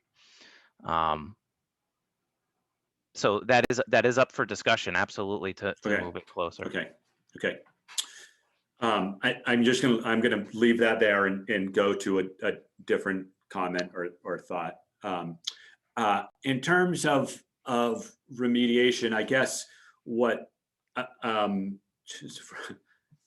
there's this space that is in front of along Auburn Street that does get used right now by people, right? It's the one public green space, probably a lot of dogs along there, which is a lot closer to, right, the former water tower and the existing water tower that I'm going to guess probably is as dirty, is as contaminated with lead paint as the site, as the other site. And so, I understand what Mike said about, reporting and reportable and non-reportable and all that. But I guess from a public, right, this is a public property in a public, essentially a public space. And I wonder whether if we are cleaning things up and doing additional testing, and this is available, this is accessible to children and dogs and stuff, shouldn't we be also looking at that space? That's a great point. To that comment, yeah, thanks, Mike. Samples S20 and S6, which are the closest ones to that fence line, are below 200. And as you move further away from the site, you're going to drop off in value. Yeah, and you had 120, 120. right at the fence line. Okay. And so they drop off in value. They're not. Okay. There's still some there, but they're below that 200. So I just wanted to point out that we did spot sampling there because it was great. That's a great point. Great. And then jumping to a sort of a completely different topic. So I noted that that the town of Wilmington actually undertook a very similar project. They completed it in 2019, where they had an existing water tower, water tank that was in disrepair and needed to come down because it needed to be painted. And theirs was just a standard cylindrical one, not the kind that we had, but right, their decision, they came up with the same, right, they did the same calculation and have built a CET tank. A little bit taller, I think it's 120 feet, but pretty much the same specs as what we're talking here. Mm-hmm. So right, I'm sure that they did the same calculations, Mike, that you did, and came up with the reason for doing that. I guess the one thing that well, there's two things about that stick out to me. Is one is that I was concerned in looking at our design that we're not necessarily planning now for how the wireless antennas get attached, and which concerns me a little, right? Because as you, Mike, even as you mentioned, you know, the first thing is what happens to the warranty. And especially if we're talking about some glass infused tank that, you know, that, right, we're not going to be able to have penetrations through the tank. You know, and so there has to be something, you know, right, some other sort of configuration. And I saw that what was done in Wilmington was like it looked to me like a band around the top that was affixed to the top of the, right, it looked like it was affixed to the top of the tank and the seam of the roof, right, which is a place where you could make those attachments with the tank, with the wireless, with the antennas, right, hanging down off of that band onto metal attachments, right? And so that's a little bit different than what you had shown out there. And I guess really why I'm focusing on this is for two reasons. One is that was really ugly. Hopefully no one from Wellington's listening, but that, you know, I think they could have done a much better job. You know, it looks like it was sort of jury rigged after the fact. And right, that's not I know that's not what we want to end up looking like. And I also saw that, right, this is a project that was started in 2019. Their old water tank is still up there with wireless antennas. I know they intend to take it down. I assume, it's pure assumption, that it's taking time to move those antennas from the old to the new, right? And right, just like we all know with utilities, that's takes a long time.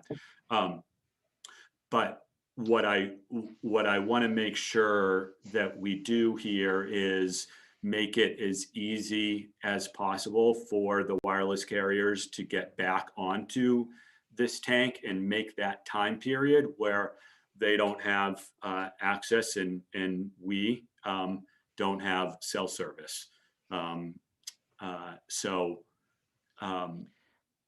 You know, that's a concern of mine, is that we're actually planning for, it's a long-winded way of saying what I really want is a plan integrated into this design, a plan for the wireless carriers to get back on here, so that, well, two things. One is so that it's done, you know, as part of the design, and if there's something we can do now to make that, you know, easier and cheaper and look better, but two, so that whole process can happen as quickly as we can. Because as I know, I can't see it now because it's dark, but out my window, right out there, I can see that antenna. And so when those antennas go away, you know, that's going to be trouble for me in my cell service. And I'm not the only one, right? There's a lot of people that rely on that cell service. So I want to make sure for townspeople in this area that process is as quick, as seamless as possible.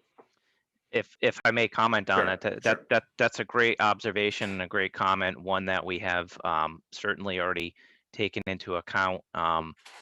You haven't seen a detail of that. However, there is banding that does go around this type of tank for that specific purpose of having, there you go, having the carriers bolted to that.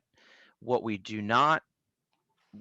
will not get into is the means and methods on how they bolt to that, because they all have their different contraptions to bolt to that. But what we do is put in a structural trussing, so to speak, for them to bolt onto, so it doesn't bolt onto the tank itself. It bolts onto that structural ring. Now, there are different things that we can do underneath the RFP for the leasing of the space that would require them maybe to match color or something like that of the tank, and that might be where we creatively get into that. And so all related to this project. Yeah. However, each piece has its little separate piece, but you make a great point. We don't want to get into something where we don't design it for the future, and we fully intend 100% to have those structural rings built in there, regardless of what happens. They are coming back onto that tank as of right now. That's the decision that the select board had made, and so that's what we will be having on that structural support in the So- banding that we need to have it in. So those bands, if I saw that correctly, those bands are bolted on at certain intervals where the seam is in the tank, right? Is that a plan view? That was a plan view looking down.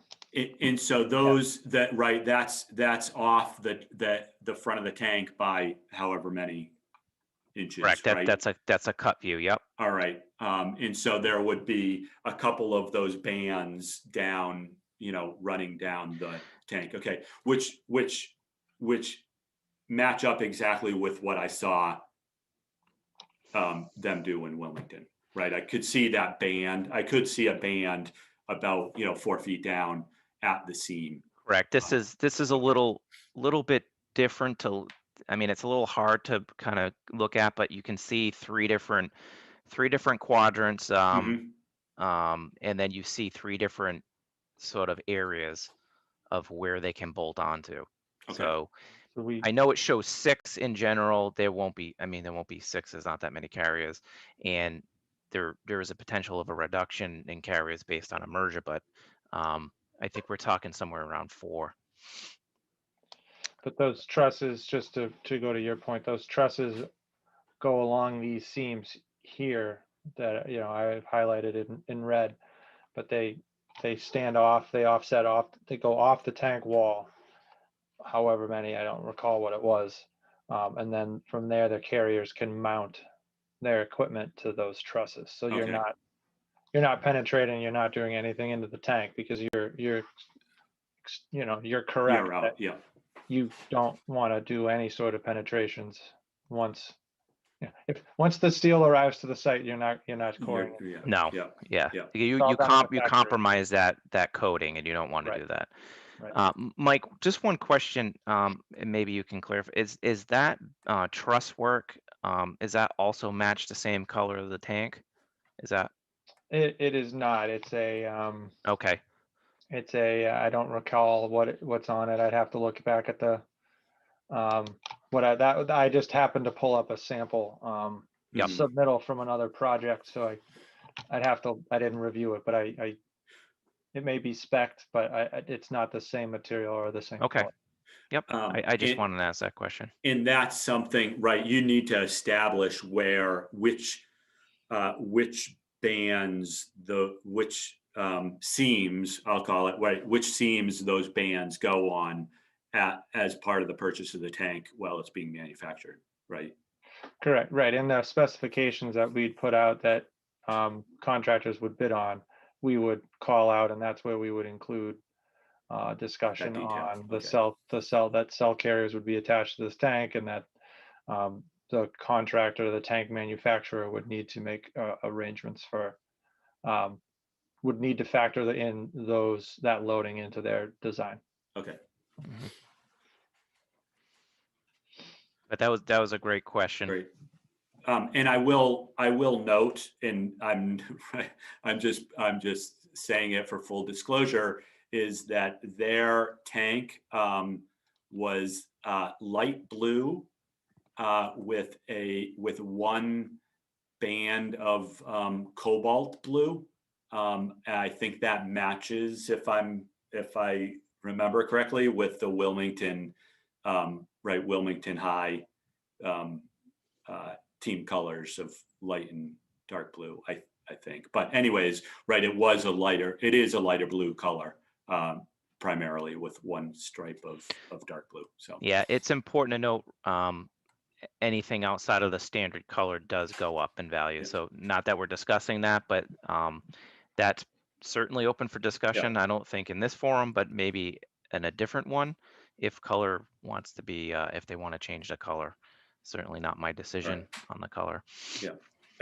As I said, not advocating, just disclosing. So. Nope. It's great.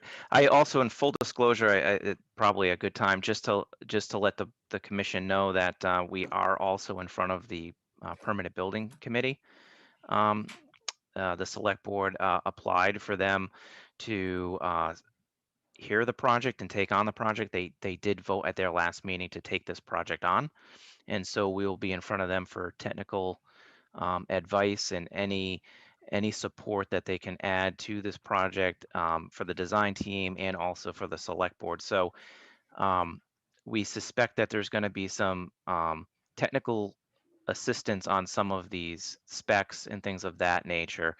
I don't anticipate much changing on the site. However, if it does change drastically, we'll be back in front of this commission if that does change. But I did want to just mention that there is another committee involved. Great, that's good to know. Others on CBDC that have questions at the moment? I see shaking heads.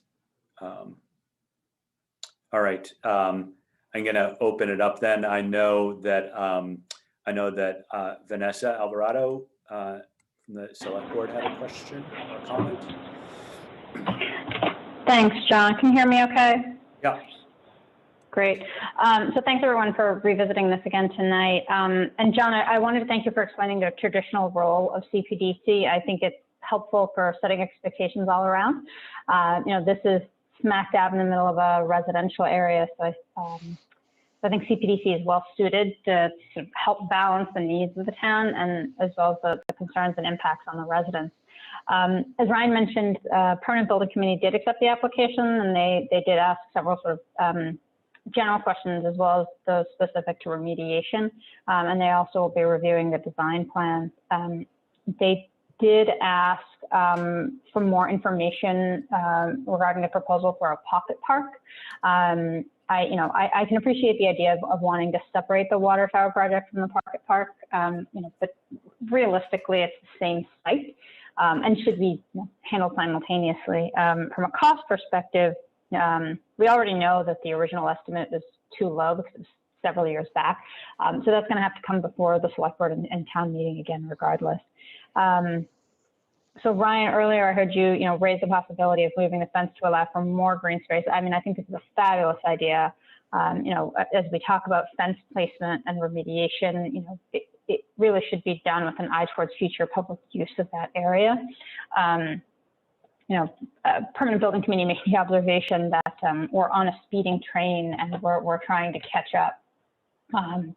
So while I recognize that the primary goal when this first was discussed was the water tower, this is a really great opportunity to make improvements to the neighborhood.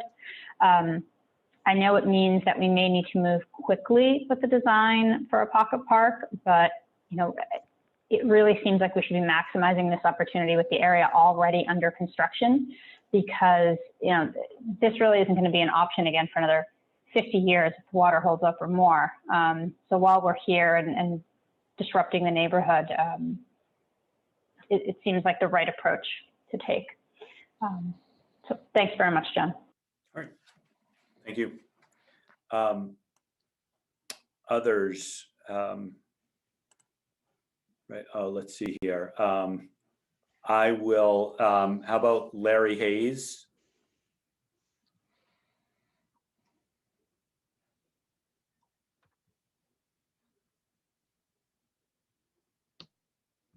Hi, how you doing? Hi, Larry.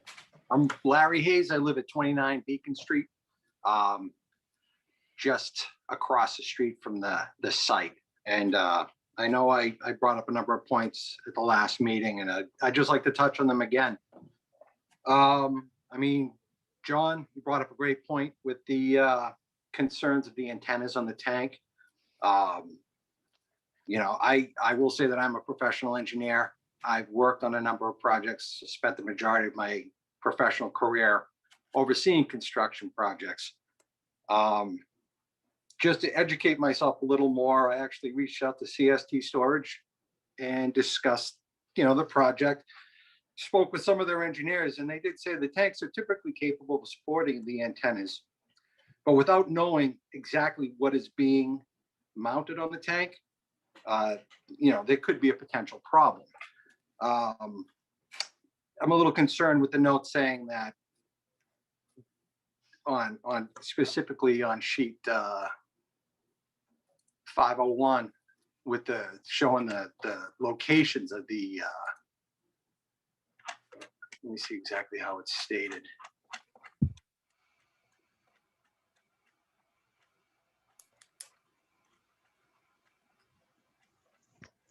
Give me one moment here, I'm sorry. Sure. Yeah, the notes on sheet 504, C504. Details on the plan are shown to be used as an example of how cell provider antennas may be located on the new water storage tank. Exact locations of antennas and installation procedures shall be determined by the cell providers after construction is complete.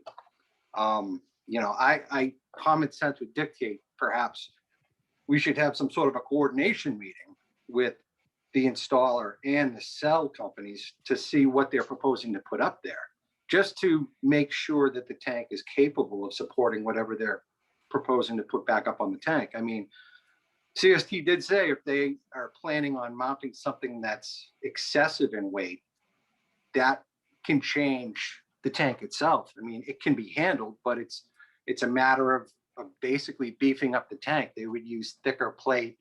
They would use stiffer rings up at the top. The rings that do go around the tank itself serve both for mounting antennas, but it also provides a structural element to the tank, stability for the tank when it's not full of water. So that banding is around there regardless, but I think it would be prudent perhaps to, have the cell carriers, because they're going to be choosing how and where the antennas get mounted. We just want to ensure that whatever we build for a tank is going to be sufficient to carry the loads for whatever they're proposing to put back up there. If we find out after the fact that the tank is insufficient supporting said loads, we have a problem.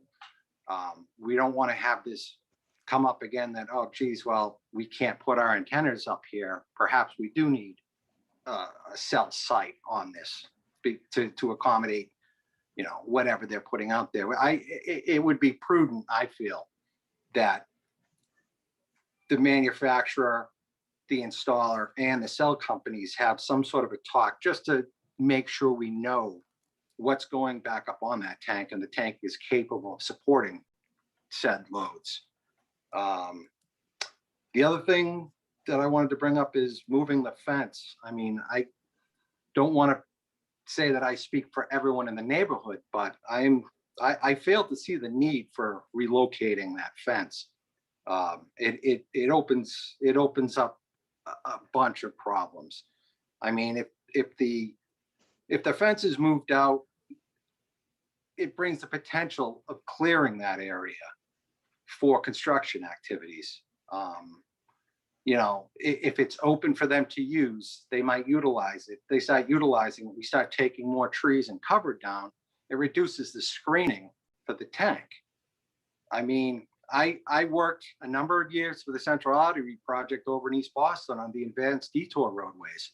And so I have experience with having to do lead remediation prior to demolishing structures. Once that work was done, Central Artery built the Bremen Street Park. And that entire site used to be the ParkX lot, for those that remember, that the airport area before it was all torn apart and changed. The Bremen Street Park, that entire site was heavily contaminated with everything. And the way they remediated it was they covered it with several feet of clean fill, and they vegetated it. And that's an option to cover the contaminated soil and keep it in place. The lead is only a problem when it becomes airborne or it's consumed. So, I mean, out there right now where they're proposing to move the tank, that whole area is covered with several inches of organics, all the leaves and all the stuff that's out there naturally.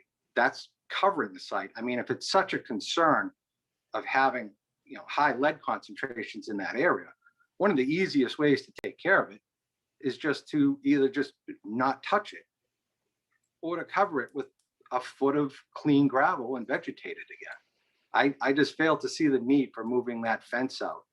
I mean, there's several sheets on C100 and C101 that talk about, the laydown areas they need for constructing the tank. And it shouldn't require moving that fence out. Because, I mean, right in the town's own bylaws for the, wireless facilities, one of the big things is maintaining screening and making it as, hiding it from the site. Well, obviously, we have a water tank in this area. We all bought into a neighborhood that has a water tank with antennas on it. But it's doing the neighborhood a disservice if we start cutting all these trees down and opening up the views of this site to the neighborhood. So I fail to see the need for relocating that fence along the Beacon Street side. Okay, thank you. Thank you. Yeah. Other, let's see, Jackie McCarthy.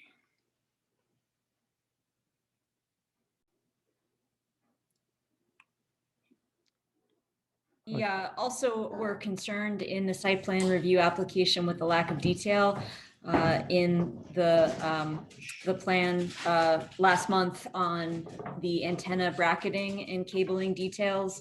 To Chair Weston's point, we think it's critical that this water tank be designed from this design phase to include detail about antennas so that we can truly have a dual purpose structure that's both used as a water tank and as a housing for wireless antennas. So we would urge the CPDC to require as a condition of approval a detailed description of those antenna mountings. And then also we're strongly in support of Select Board Member Alvarado's suggestion to address the open space issues at the same time as we're looking at water tank replacement.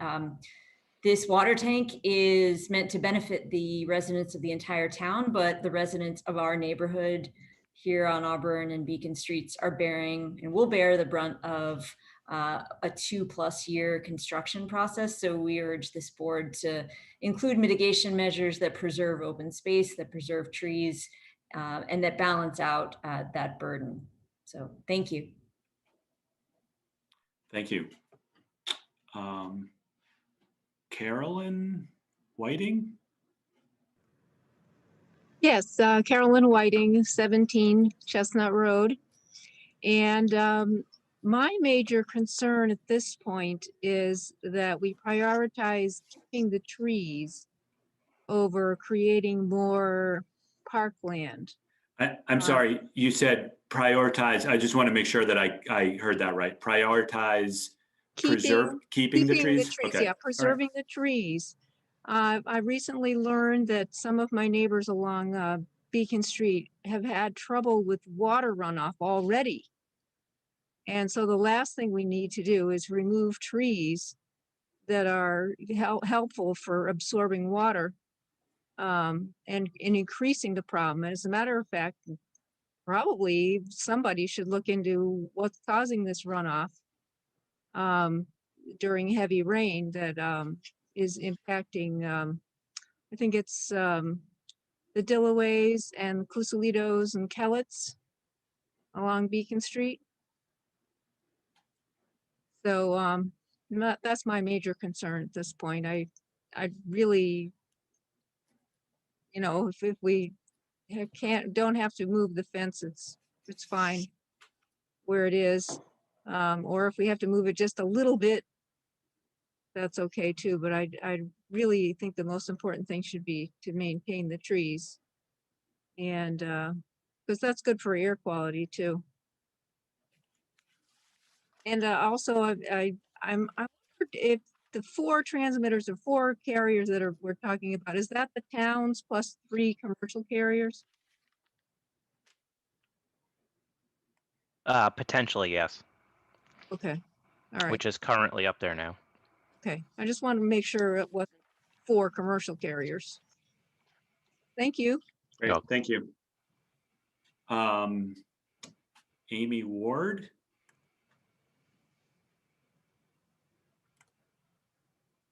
Hi, Amy Ward. I'm at 15 Beacon Street. I am right across the street from the tower. I read through this application for site plan review, and it seems we have lead there. We don't want it blowing away. Everyone's making a big deal about covering it up. On page 2, it says during site preparation and excavation activities, the contractor will be required to utilize proper soil management, including straw wattles, catch basin protection, and or similar sedimentation controls, dust barriers, etc. Yet the town has already come in last week and started jackhammering on windy days and tracking all the soil that has lead in it outside of the site. So we're very concerned with the lead on this, and we're saying we're very concerned, yet the DPW has already run through our town with soil that is contaminated. So I'm a little upset and wondering how well we're going to move forward with this and how much care is actually being put into it if this is the first step of the town getting involved in this, is already coming in and just not caring. Sorry to put it that way. So that's my piece for right now. All right. I understand that. Ryan, I did see, right, I walk up there often, and I did see that, right, I think who was out there last week? Was it someone demoing the old foundation? It was the water department breaking up the old granite ring and concrete. Yeah, and so when they did that, they actually scraped off the top layer of soil between the driveway and that structure, right? There's probably, I don't know, people here probably took an inch or 2 of soil off, and so it's muddy. And then when they're working on that site and they left the site, right, there's tracks of mud off the site, and so they certainly did not abide by the rules that you're going to put in place when there is a contractor that comes on site. So that is what, right, that's what Ms. Ward is concerned about. So I'm just concerned that, like, we're saying we're going to do all these great, fabulous things for this, our area of town where we live and all the residents around here. Yet it's like you just came and plowed through already and didn't really care. So it was very upsetting. understood.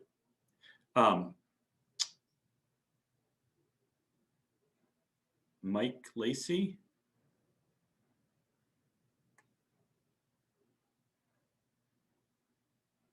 Hey, how you doing? It's Mike Lacey. I live at 9 Beacon Street. Probably one of my biggest concerns is the $4.6 million estimate budget for this project. How old is that number? How old is that figure? Because the last I saw in record, that number was obtained back in 2018. Is that correct? That's correct, Mike. That's a All right, so 2018. it's just out of curiosity, I mean, not looking to attack anybody, but it's now we're in 2021. How is that number relevant? Did So prices that- stay the same, or did you get a proposal or an estimate where So they'll that's guarantee that number for? no. upcoming That's years? when we do the budgets. There's a range. There's some contingency in there when we do those estimates.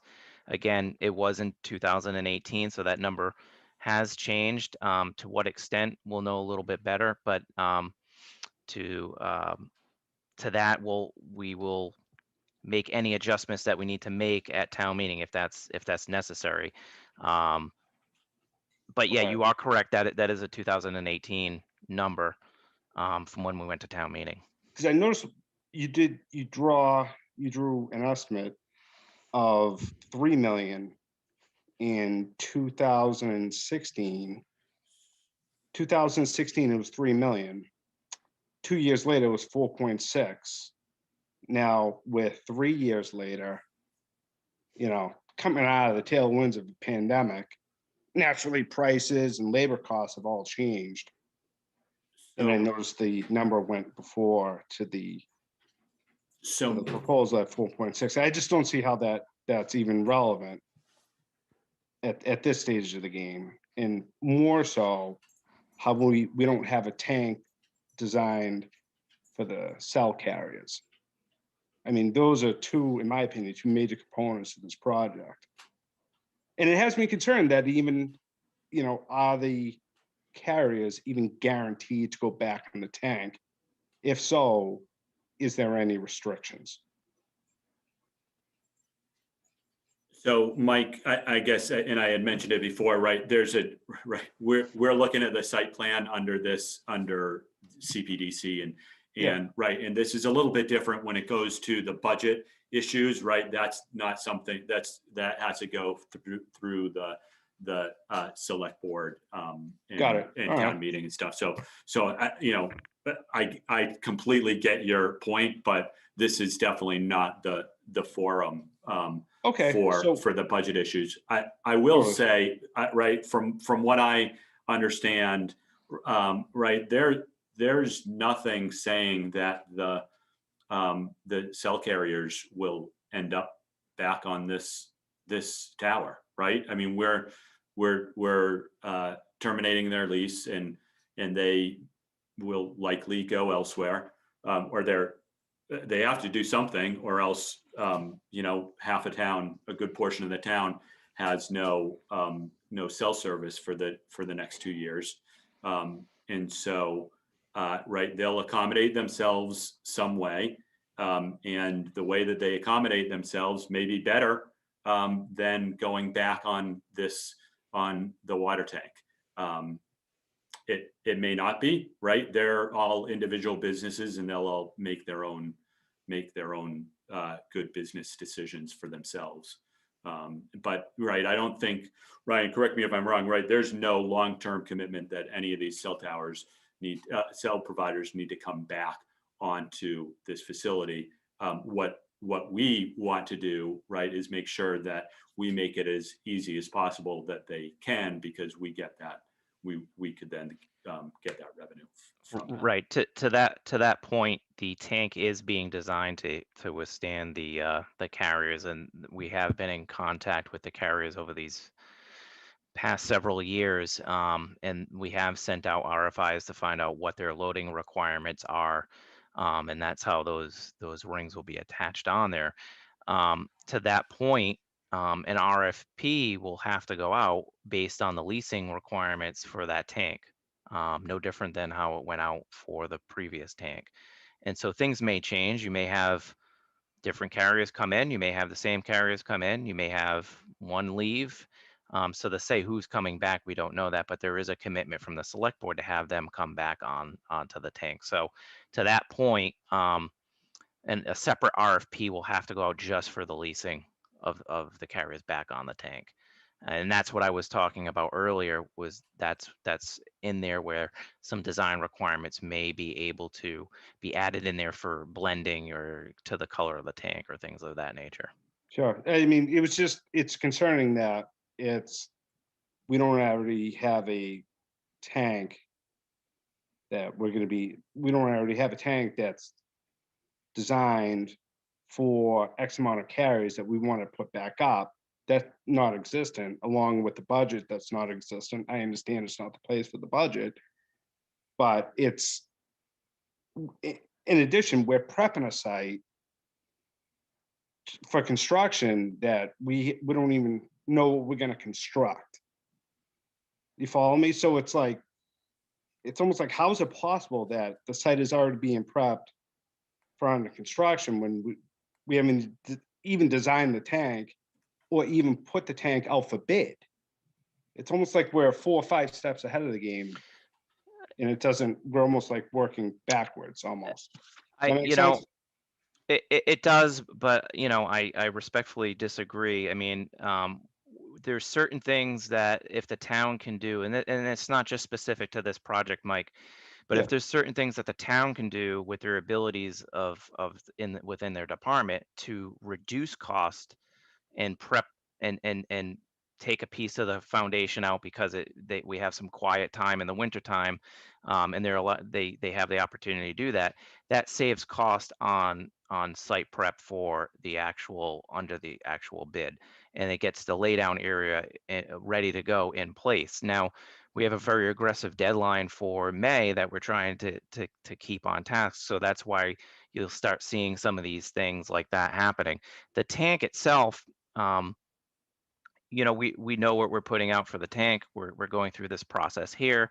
So that decision's already been made.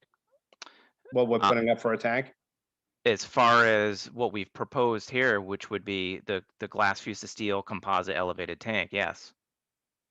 And so I thought earlier that there was a couple different ideas and so nobody was what we really explained 100%. earlier in the meeting was how we arrived at that composite elevated tank glass fused to steel. And Mike went through that process to explain the different types of tanks and what those costs would be for maintenance and how we led to this point. Probably no different than how Wilmington led to their decision. And so that's when we explained that in the beginning.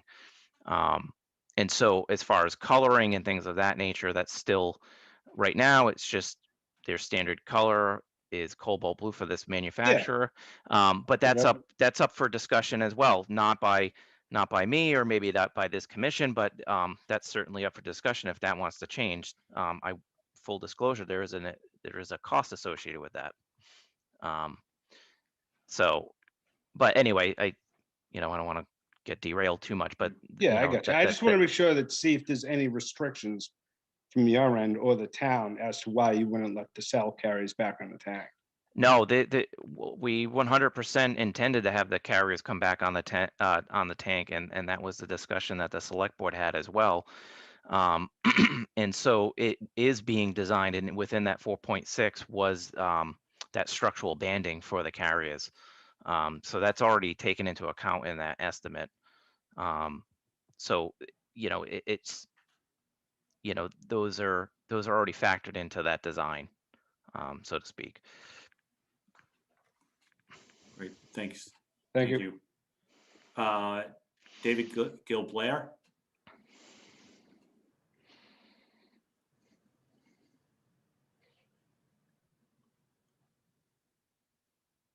David. Sorry. Oh. Thank you. I appreciate everybody's comments thus far and people's concerns.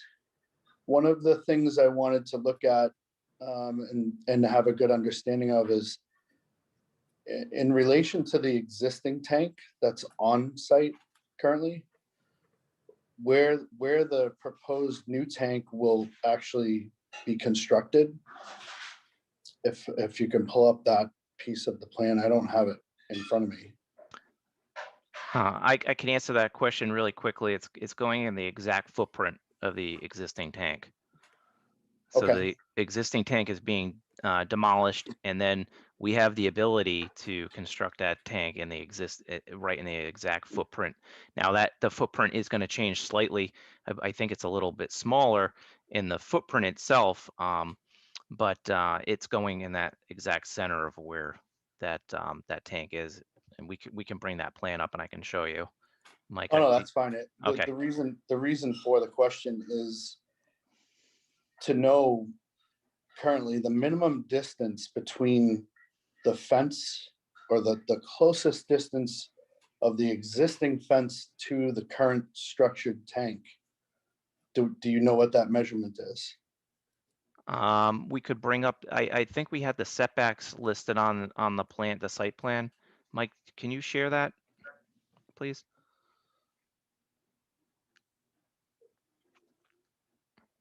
Sure. Can you see? So there's a, if you can just hover on the lot line for me, Mike, please. The lot line is that long double dash line. Okay. And it's essentially a rectangle if you just want to follow it all the way around.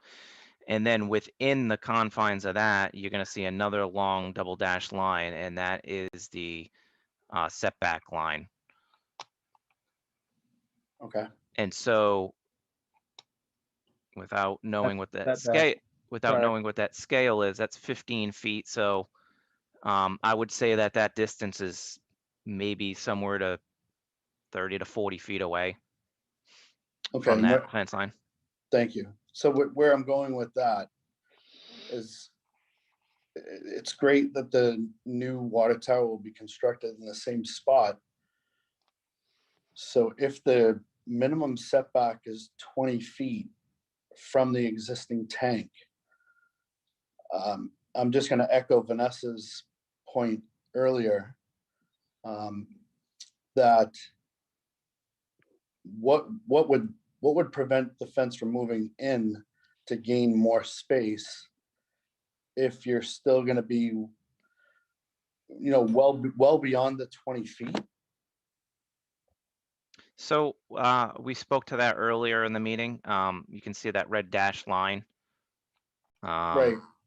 That's potentially, it could go even closer than that. I'm just showing the potential of what we had discussed, is that it could scoot in. We do still have that cell building that would have to stay within the confines of the fence line, so you don't want to get too close. But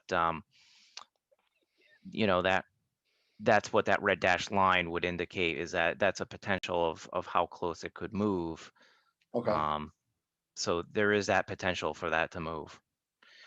Yeah, Again, I think because of the effort that's going to be taken to do, the potential remediation of the lead removal, or like Larry had mentioned on Beacon Street, that if there was going to be remediation to just cover it, it seems like everything can be satisfied from both what the residents and community is looking for, as well as CDCP.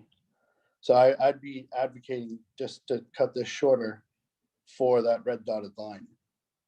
It just seems like everybody stands to gain, and it's not disrupting the site.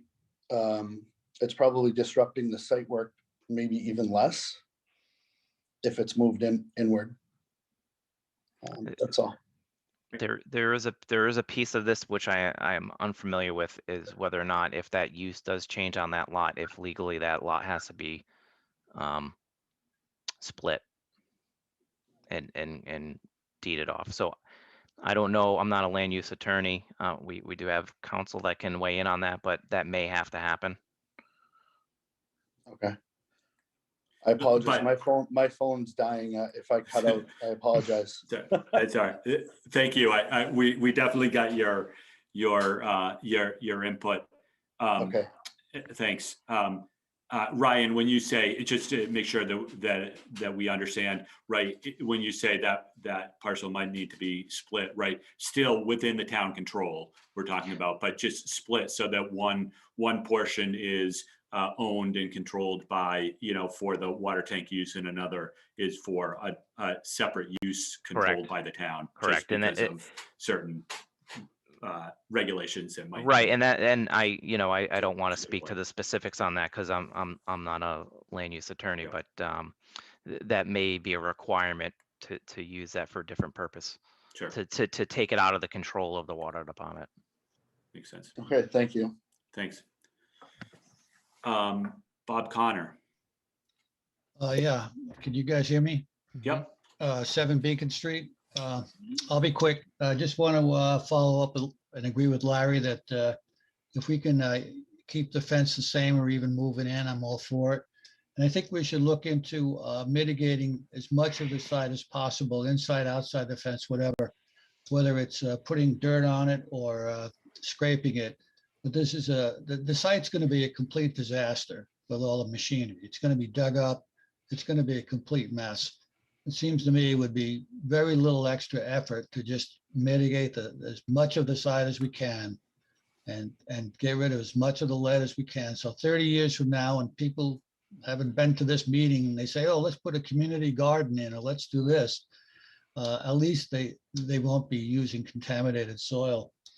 And my last thought is that if the DPW is going to be moving dirt up there, maybe they can get some professional advice on how to minimize the impact. We have young families in the area, and obviously it's the smaller, wee folk who are impacted the most by lead. So anything they can do to mitigate the dust blowing around for their little ones is really critical. So I would urge the DPW to, if they're going to be poking around up there again, to try to mitigate it in some way, because they didn't do that last time, as Amy said. And I don't know if Mark wants to address it, but anyway, that's it for me. All right, thank you. Mark Delaney? Can you hear me? Yep. Thank you, John. Thank you, commission members. I'm going to be very brief because the chairman asked a lot of the questions, quite frankly, that I had. With respect to the antennas, I take the comments that were made were positive, but I want to point out the flaws. The plans, the application that's been submitted doesn't explain to anybody this bracketing, this banding system. It's not clearly identified in the plan to support the cell carriers antennas that's actually being part of the project. As a matter of fact, the other problem there is, I think it's page 16, where it shows shows how the antennas may be put on the tank. That's a problem because it just provides an example. It doesn't provide an actual. So if the intent is to clean that up and clarify it so it's clear that we have a bracketing system in place, or we have that the metal that's going to go around the top that's going to support cell carrier antennas, and it sounds like Ryan said this has already been vetted out with the carriers. That's great news. We just need to know that and be able to read that when we look at these plans. My only other comment is going to be, what Vanessa Alvarado said is exactly what we should do. As far as separating this property and whether there's a land use issue, we don't have to do that now. But what we can do now is clean up the property, put the fence moving inside the property in this dotted red line that's been explained. And then we can address whether to turn it into a park later. But let's create the open space. Let's mitigate the impact of this 2+ year project that we're going to have to deal with. A tank that, I would argue is much less attractive than what we have now. So, it benefits the entire town. Yet this neighborhood is really the neighborhood that's going to feel the impacts of this. The equipment is going to be on site. The work is going to be done. Finish it off and do it now. And as far as transitioning the land into a park, that's something we can do later. But that's one of the few mitigation opportunities that is available to our neighborhood that is going to, have to deal with this over a couple of years. So I'd appreciate if the commission, didn't do anything with this proposal tonight, get the antenna issue cleaned up so that, it's clear that the cell carrier antennas can get back in the tank. And, I'd really like to see some effort to open this space up as open space to mitigate this project on our neighborhood. I appreciate the chair and the commission listening to our comments. Thank you. Who do we have? Dana Forbes.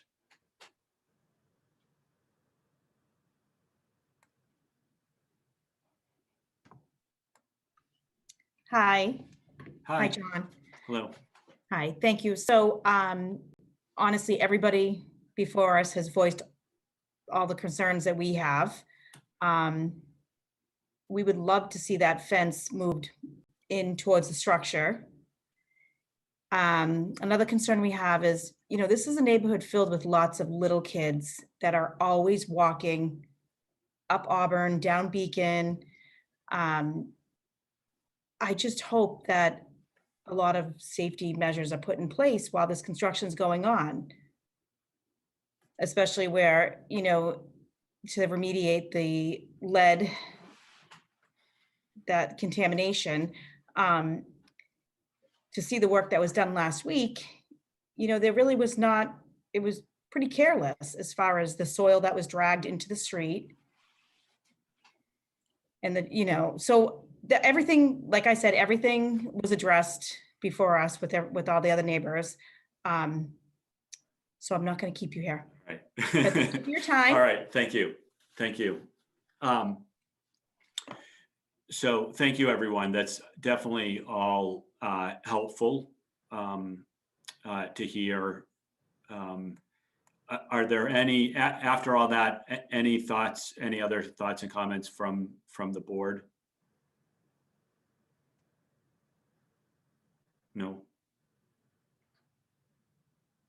I mean, I'll just say that in my experience, when we design systems like this, we oftentimes use vague language for unknowns, because in the end, there's a maximum capacity that the bands can hold, and the applicant for, in this case, the cells, will have engineers who have to provide engineered documents that show how their cells work with what they're being told they can attach to. So we don't really need a lot of specifics. We just say, give us your proposal, kind of, sort of, and then, you know, then everything is reviewed in detail as it's engineered and delivered. They might need more cells as opposed, you know, no one's putting up a giant cell anymore, right? They're all getting smaller, but right. Instead of having 4, they might want 6 if they want the same coverage, if there's not capacity to hold a bigger antenna. Nick, you mind if I chime in real quick? Sure, go ahead. I think our entire neighborhood is sick of vague language. That's all we received. Yeah, I mean, there's a reason. I'm sure you picked up on that. No, there's a reason for vague language in some documents, so that right. you don't hem yourself in. Yeah, no, I agree with you. I wouldn't leave it vague and say, oh, the fence might be over here, right? I'm saying, tell us where the fence is and how much space is going to be left over. Yeah. But as far as some detail about a connection like that, it gets really into the minutia, and it gets engineered, and it will get stamped, and someone will have to approve and review it. So it's not going to be like, oh, we'll throw a bolt on it. You know, it's not going to be like that. Yeah. John? Yep. Hey, it's Carlo. Can I ask? Sure. Can I ask Ryan a question? Is that possible? Ryan? Yep. Sure, go ahead. Ryan, I mean, you know, this is the second CPDC meeting. Now you have permanent building committee. You have us on the board. And after hearing from all the neighbors and talking to some over the past several months, you know, the level of frustration, the level of unknowing is continuing. Do you know when? And I know there's an RFP process, and you know we're moving the ball forward, but it seems like it's for everyone. It's not fast enough, obviously, but there's so many unknowns.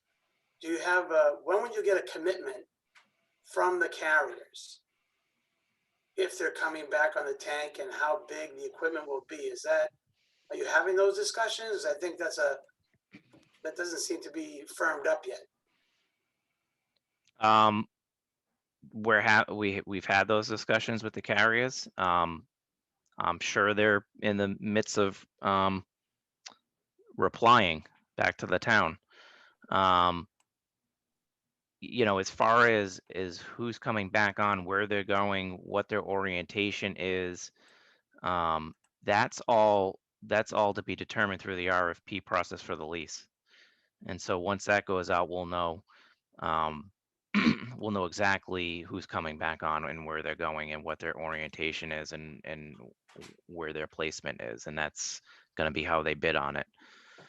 As far as what they're using for equipment, we've requested it several times throughout this process. We'll request it again, just so we have the most up-to-date information as close as we get to the specifications and the bids being finalized. And that's how the structural rings will be determined on what they are for those bandings that go that go around. After that, that information will then be used to for the carriers to develop how they're going to bracket their own equipment onto those bandings, and what they're allowed to put on to Nick's comment. That's what gets reviewed through the structural afterwards when they place it on. So you know, to answer your question, you know, that RFP will be drafted by the one for the leasings will be drafted by procurement and town council, and we hope to have that out around the same time that this bid goes out. So there's a commitment from the town to have the carriers come back on before they leave, if that makes sense. So that's what we'd like to have happen. Is that I guess, is that timing, is that, do you know, is that typical, right? I mean, if we're talking about, and I think I heard you say this, or other people have said it, I don't know if you confirmed it, right? About a 2-year construction period here. Is that typical for wireless carriers to commit to something 2 years out? Or to me, that's a long time. You know, would they, we don't know, right? But so you know, we've had conversations with them, and like I said before, I would expect that they're going to draft a formal response back with whatever solution that they're planning on, or their response to the discussion of having them vacate because they're tenants at will. So I hope to hear back as soon as possible from them if they are going to comment.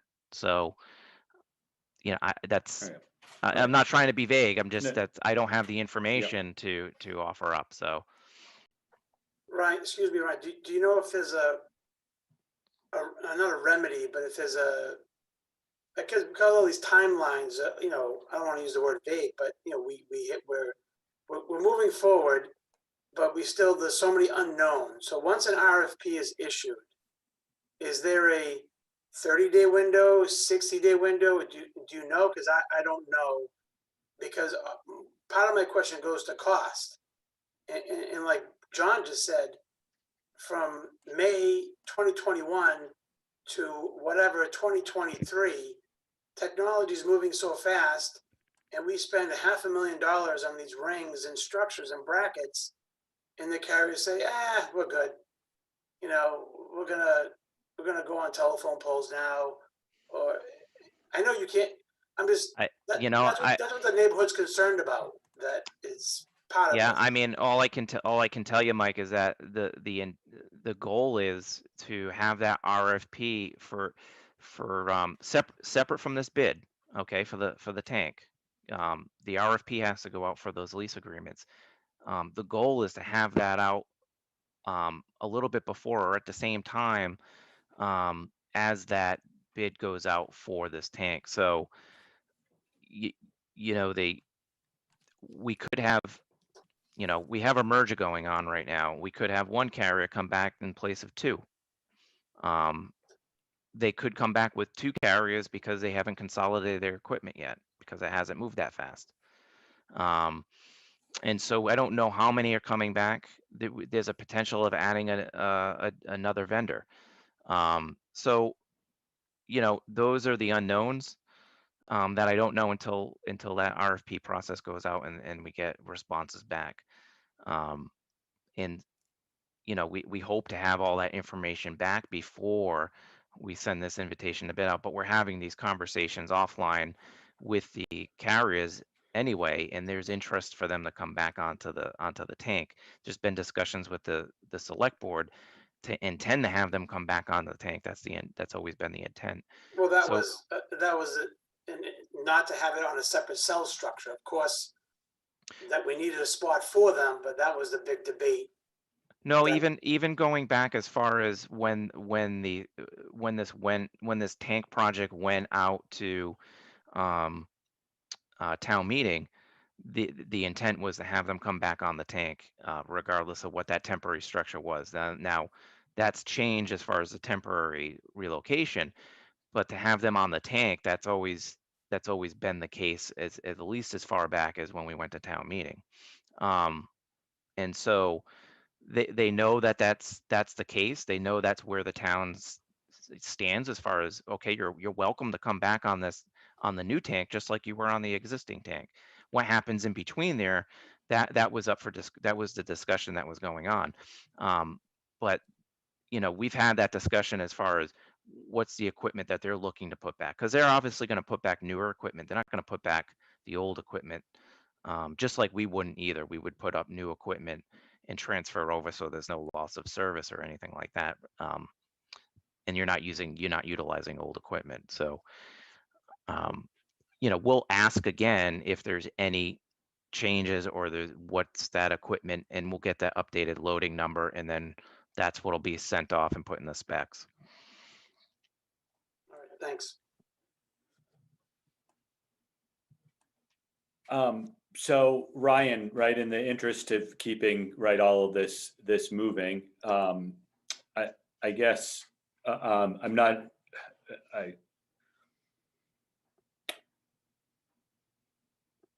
I want to be cognizant of that you have a project to move forward, and there's some things that are I'm going to say at this point feel like they are known, and then there's a couple of things here that are unknown. But I don't think that the unknown pieces will preclude you from moving ahead on the known pieces. And so to be a little bit more specific, right, I think that right, there seemed to be at least a consensus among the neighborhood, and I guess I would agree with them, and I don't hear anyone else from the board with a differing opinion of looking to move in the final condition, have the fence be closer towards the water tank and have a bigger open space area here. Right now, there's a couple of things that I understand, right, need to happen in order for that to occur, or at least right, to work into the plan. And one is, understand what you need to do then in terms of remediation outside of what the final fence location will be, whether that means, further out in the area that was undisturbed or not, or I guess thinking this through, are we just, if we're leaving the area that's currently, I'm going to say natural, right? Like we are in your original plan, but the condition where you have this fence further to the west here, right? And remediate this area where you found the higher levels, right? In between the red dash line and the red hatched, right? And remediate in there, I guess, as part of this project. And I guess what I'm not sure about is whether the park, whether it's a more defined open space, right, or a park, that's not for this board to decide, right? I think that's, especially if the permanent building committee is part of this, or the select board, I don't know, right? I don't know how that decision gets made, whether these two things are one project or they're separate project. That's not a CPDC decision. But I think what a CPDC decision is to define this water tank project to have the fence line where you're showing a dashed line here, and then doing whatever sorts of you defining whatever sorts of remediation you need to do in association with that change and that change only. And then whether the select board then directs you to incorporate a park into this project or not, right, that you could come back and, right, that would be a different, that we could add that on. Does that, I guess that's really what I'm thinking. I mean, I think that makes a lot of sense. You know, to what we're showing here for remediation, I mean, we can expand that area for soil removal. There, you know, we can certainly expand that out in that area, and we can look at to how far over we can move that fence. That shouldn't be an issue at all. Right. I think that makes a lot of sense in the sense that we'll be tracking in there. To be honest with you, we're going to be tracking in and out of there anyway. They're probably going to strip more than what we're showing anyway. So, you know, I mean, not to get into the minutia of a project, but they're going to strip as much as they need to do their lay down and whatever they're going to do. And that line might come closer to Auburn Street, and it certainly is probably going to affect that area where you know, where we have that dash line for the fence in the driveway. Mm-hmm. You know, I think we still get into that issue of sort of the tree area of, you know, the thing is with the trees is you can't remove soil from the trees because it hurts the roots, and then you can't compact on top of the soil because it hurts the roots, and you can't put more soil on top of the roots. So we know this because we've done a million projects this way. Right. And so I think at the very least we can certainly expand that removal. We'll look into expanding that removal, and we've heard the comments on the fence. I don't think it's difficult for us to move that fence line in, and we'll confirm how much the water department actually needs. All right. Move it the best we can. And I would think that what we write as part of that idea about removing this area, we'd also want to see about, you know, having I'm going to call it a no disturb area, right along the edge of Beacon Street, to try and keep as much, like of the natural vegetation, you know, whether it's inside that buffer area. I don't, right. Yeah, we've been, you know, maybe to our fault, but we've been committed to trying to really keep that shaded area. I mean, it's really hard to duplicate that with new trees. Right. It takes a very long time. So. Right. And so I'm sorry for cutting you off, but right, take out what you need, but make sure to keep as much natural over along Beacon Street as you can, and sort of making that commitment. Yeah, we can try to be as surgical as possible. And then that's what we were really trying to do on this site. Yeah. Trying to be sensitive to the fact that there is that really nice screening area for those residents that do live on Beacon Street. So that's really the intent of why we didn't really want to damage those trees. Yeah. And so I think if we stay within the confines of the site, but within the confines of that tree line area, we can probably remove, we can extend that area certainly out in that open space that we don't have shaded. So we'll make that change. We can make that change, and we can make from what we heard tonight and last meeting, which is helpful, we can make those changes and show them on the plan. And then there's a few other clarifications that we can make also that shouldn't be difficult to do. Yeah, and having that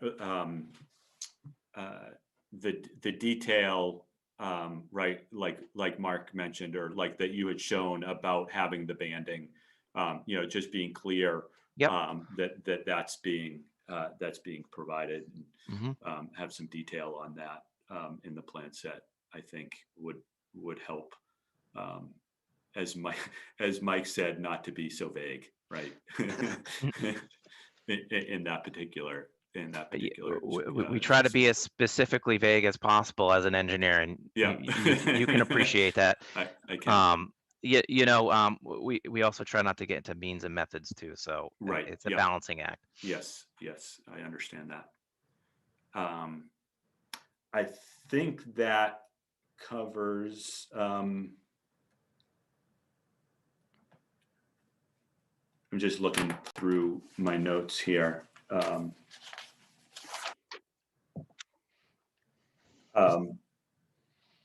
I think honestly, the only other thing that that got brought up that isn't incorporated in those couple of changes is really making sure that that specifically, right, when DPW or the water, whoever it was that was on site, but any town folks that are on site really do abide by those same sorts of things that you would have a contractor abide by, and reducing dust, and not tracking dirt out in the street and that sort of thing. So yeah, we can certainly address that issue, and I'll have that conversation with the water superintendent tomorrow. And I did receive an email, so I was aware of it earlier, so I do appreciate that. But yeah, we can certainly address that tracking of that material. All right. So I think continue to our next meeting, sure, right, which is in 2 weeks, right, Julie? Yeah, so we have a time slot at 7:30 on March 22nd.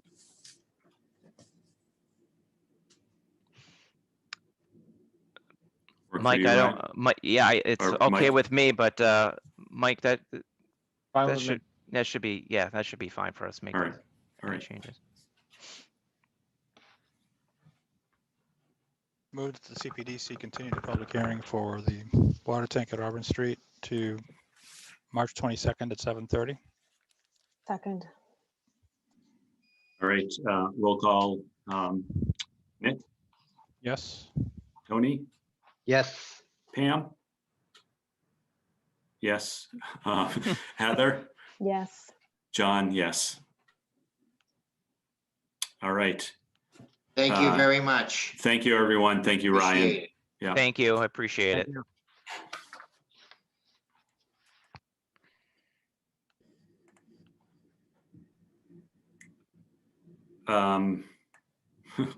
Moving right along. Continue public hearing for Bagel World, 323 Main Street.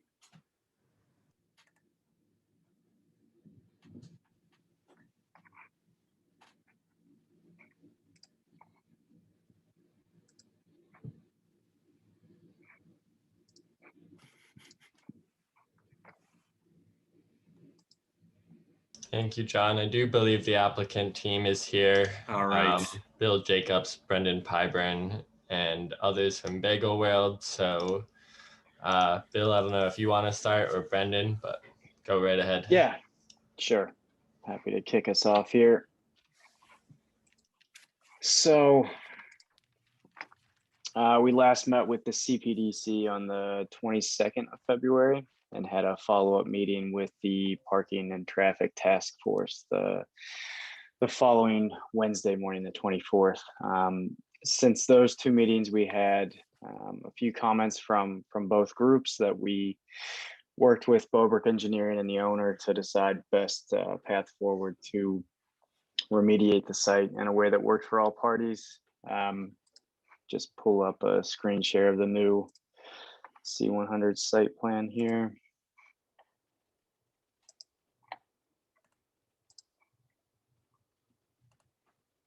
Can everyone see the sheet? So some of the revisions made to this plan since we last spoke on the 22nd, updated layout of lanes to better accommodate turning radiuses. There were a couple pinch points in the rear of the lot here, both in turning into this corner here, as well as coming out of the POS order point that were tight, that were flexed out a bit with appropriate turning radii.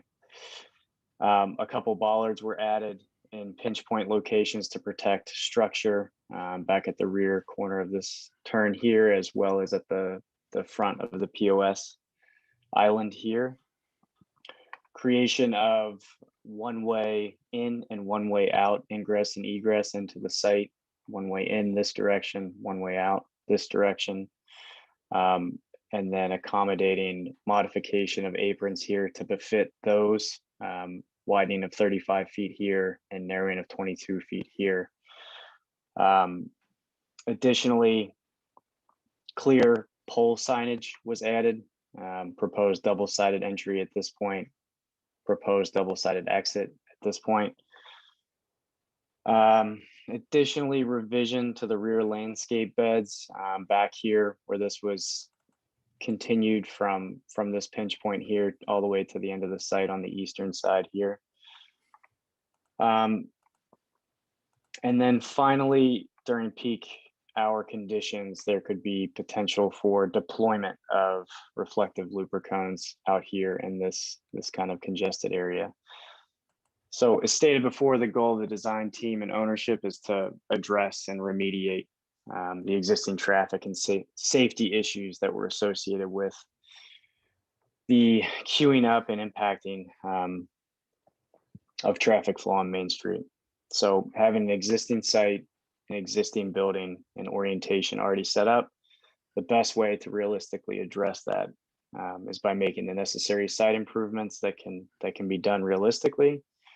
And allow for site navigation to be accessible and understood by newcomers and learned and streamlined by the repeat customers. So we understand this rollout and deployment will not be figured out on day one, but a couple weeks into this process, we feel like this will be a pretty well-oiled machine. With that being said, I'm happy to turn the screen over and let Brendan get into any of these specifics they tackled when getting into these few revisions since we last spoke. Thanks, Bill. So this is Brendan Pine with Bulwark Engineering Construction. Just to reiterate what Bill said, we made a few changes based on feedback that we received at the last commission hearing, as well as the staff meeting. One of the primary comments that we received from public safety was the fear of eliminating the right turn in, and also what that would cause downstream from this property. So keeping that in mind to try to eliminate people from performing illegal U-turns and performing turnarounds in private properties, we created this one-way in, one-way out situation that will hopefully alleviate that scenario and better allow for traffic flow within the property. With that, like Bill said, not to completely restate everything that he just went through, but in general, the modifications made were to allow for free flow of traffic within the property without creating any sort of traffic flow hazards at any of the entrance and exit points of the front parking area, as well as around the building. This front area obviously needed to be addressed. If this was going to be a one-way in, which we are now proposing, the driveway needed to be widened to accommodate any vehicles that want to enter and make this left turn into the front parking area without having this drive-through queue block in potential extreme scenarios. Obviously, the expectation is that with this additional dual lane setup, that queue length will not be the extreme that we see today. And that in general, like I said, that pretty much sums up the modifications. There has been one comment that Ryan Percival actually provided to us, and he had concerns of the exit area and essentially 3 lanes of cars merging into 1 lane to exit out of the property. In discussions with our traffic engineer, and just based on the setup, it's very similar to existing conditions. And upon review of our traffic cameras that were set up, there was not an issue as currently set up on the site with queuing in this area. We feel that the The processing time for payment and receiving the coffee, food, meals from the pickup window allows for enough of a gap in cars to alleviate that congestion in this area and to allow cars to either make an exit on the northbound side or cross out to the southbound side. That in general is the summary of what we've done to date. I'm happy to answer any questions regarding those, but just to keep it brief, that is where we are at currently. I've got one question. There's a proposed do not enter sign right on the. Right here? Yeah, right there. What way does that? So that should be that the do not enter would be facing Main Street to prohibit cars from turning and going that way, from entering towards the oncoming traffic from the pickup window. So if someone from this area. Okay. Oh, I get it. Yes. Was to want to go around the building, that do not enter would prohibit. Gotcha. And then my other question is, right, we've got some dotted spaces here, right, that on the north side of the property that's designated as landscaped area, but the place where you say the do not enter sign is, and then there's this 9.2 foot space down there. Are those landscaped areas? Yes, that will be all landscaping. Okay. Those are my questions. Anyone else from the board?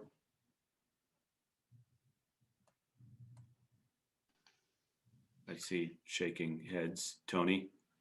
Well, I'm assuming the exit is actually 2 lanes, 1 left turn, 1 right turn, even though it's not quite clear on this plan. Yeah, so that's one of those scenarios that cars coming from this side, cutting across may naturally form that right turn out and left turn out lanes. Where we have it 22 feet wide, it should adequately accommodate 2 cars side by side with each other to exit the property. So you're not planning on actually labeling it left turn, right turn? As currently proposed, no. That is something that can obviously be incorporated fairly easily. I think that's a fair suggestion to incorporate that. And your proposed do not enter sign is pointing to basically the parking spaces, correct? This general direction, yes. Because it should be facing Main Street, because if it's facing this direction, that will give cars the identification to not enter this way at all, but it really is for mainly cars that would want to turn up and go towards the pickup window. So it would be more facing Main Street. So it'd be more of a no right turn or left turn only. Correct. Okay, that's all I have for now. One other question. So are you proposing pavement markings? I mean, I see arrows on the plan, but are you planning actual pavement markings? So I think, oh, go ahead. I'll let you finish. Right. I presume, right, like you wouldn't have, right, all of these arrows are not, would not be appropriate. I guess I was just thinking, especially at this entrance area, you know, whether it is appropriate to have some pavement markings and whether you're planning on that or not. So I believe in this area, pavement markings would be suitable for the splitting of the drive-through lanes and potentially identifying this left turn into the parking area. Like you said, these one-way arrows shown on the plans in this area, those won't be performed in the field. That's just for schematic purposes. I do think you need a sign on that 7-foot landscaped area, right where the drive-through lanes and the parking split, like right at that corner. There probably should be a sign that points to the right and says drive-through and then left parking only, right? I think you need a sign there. Yep, we can incorporate that. And I want you to recognize how infrequently Nick suggests putting in signs. That's right. You know, I can't even tell you what to put on that sign. There should be a sign there. to direct traffic. You have to come up with the words. I think this is a lot less confusing than the initial plan that came in, especially with the sign that Nick has just suggested. My only remaining hesitation is, and it's at the exit with cars turning left, where I have a hunch cars will continue to queue up in that southbound left turn lane. And I'm seeing the note from the email from Ryan that suggested that MassDOT review this plan with regard to traffic. And I'm wondering if you have any reaction to that, because I'm wondering if there would be a recommendation for a right turn only lane at the exit. I mean, a right turn only sign at the exit. My extra hesitation is that those signs oftentimes get ignored, so I don't know how much they're worth. Yes, yeah, I agree with that last point. Signs can be great. Majority of people follow them. You get the few people that don't follow them, and that's when the problems happen. But yes, this project will go to Mass DOT for their review and input. Obviously, we wanted to make sure that what we were proposing was favorable to the town, to make sure that everyone was on board with what we were proposing as far as the local government goes. And we will go to DOT with our proposed plan as shown with a few additional signs to get their input. I know they will likely have comments in the past with projects like this, even though a lot of the project has nothing to do with it. They may have comments that are outside of the actual scope of work, just for their paperwork setting of their permit reviews. One of the major comments, you had mentioned the right turn only exit area. That would go against what the public safety recommendation was with the staff meeting, because that would essentially cause the same situation as not allowing a right turn into the drive-through at the entrance. By pushing cars further down the road, they'll be doing U-turns and utilizing private property. Again, knowing that they're not supposed to, they will still likely do it. So we were trying to avoid that situation, but understanding that this left turn to the southbound side may not be an ideal situation. However, when comparing to the existing condition of the queuing at the entrance, and also deterring cars from performing illegal movements down the road, we have to weigh the two options, and we feel that this is the better approach to the exit. Yeah, all right, thank you. The exit in the existing condition there, right, is no different. This proposal is no different than currently it exists today, correct? Correct. Right. All right. Yeah. And so, I'm going to say personally, I don't see that part of the site being a significant issue. Others, right, MassDOT may see it differently. Who knows? But yeah, it's.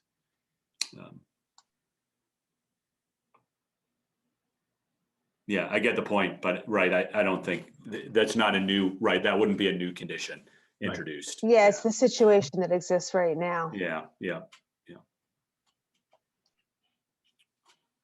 Others with comments? No, from the board or elsewhere?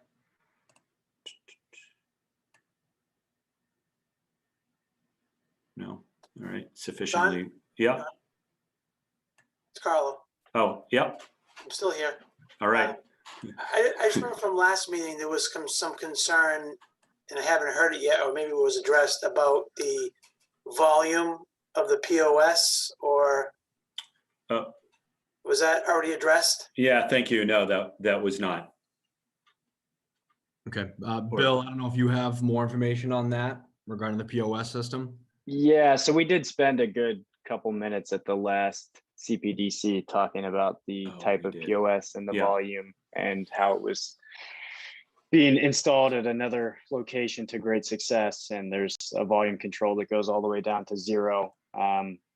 Additionally, it has a benefit that it is able to filter out noise both going into the restaurant as well as coming out. So you don't get the bad occasion where someone's kind of yelling to get over either the volume of a vehicle playing music or, loud noises within the kitchen. Those things sort of get filtered out. So it's actually going to be quieter than what's there now. So it's a better system. Carlo.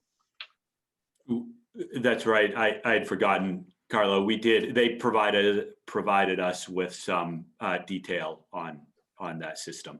Yeah, I remember the discussion. I just know you guys brought it up at last meeting, and it just not to disturb the neighbors, and then with all that other stuff. That may have been 2 meetings ago, actually, because the neighbors were involved. The one prior, and then we had a follow-up meeting where we actually went in depth about that one. Yeah. It's pretty great technology. Yeah.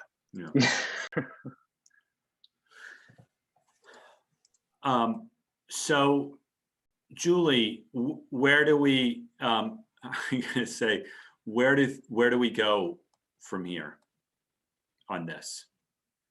Yeah, so this is an example of a plan that, if you guys like it, PTTTF likes it, and I think we have we sent even the latest version of this plan that we got today to staff, and we got comments, we got good feedback. We've incorporated all that feedback into the draft decision, which Andrew can pull up. Andrew, you have it, right? If you're ready, I think that we have gotten to a place where staff are good with it. I'm ready. Nodding of heads, yeah. I've just got one question. I'm going through the draft decision. How many seats are expected in the restaurant? That was my first question, so thank you.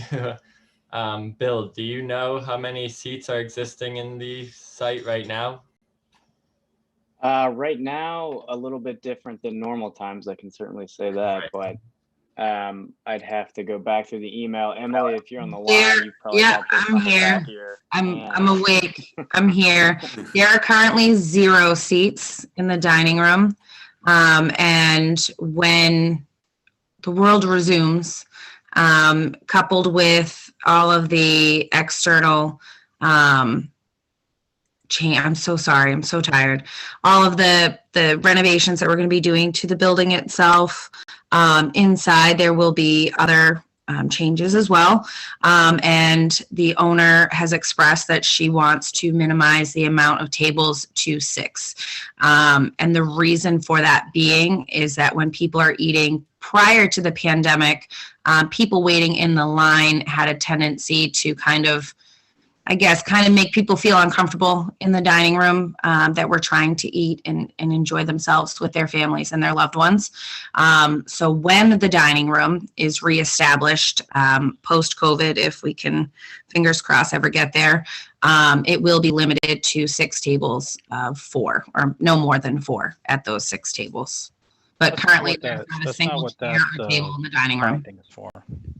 Okay. Right. And Isn't that finding for how many seats it's currently allowed, really? Not sure on how many is allowed. Previously, I think we had 30 seats in the dining room previously. It's not a terribly big dining room. It's about 18 feet across, 17, I think, when we counted it, 17 feet across, and I think it's about 25 feet deep, I think. Thank you, Emily. You want to put approximately on that? Yeah. Yeah, I know I had sent it out a long time ago to John, but I wouldn't be able to pull Yeah, it up. we based our parking just to confirm our parking requirements off it, but I'm blanking on the total seat count off the top of my head. It may say on the drawing set there.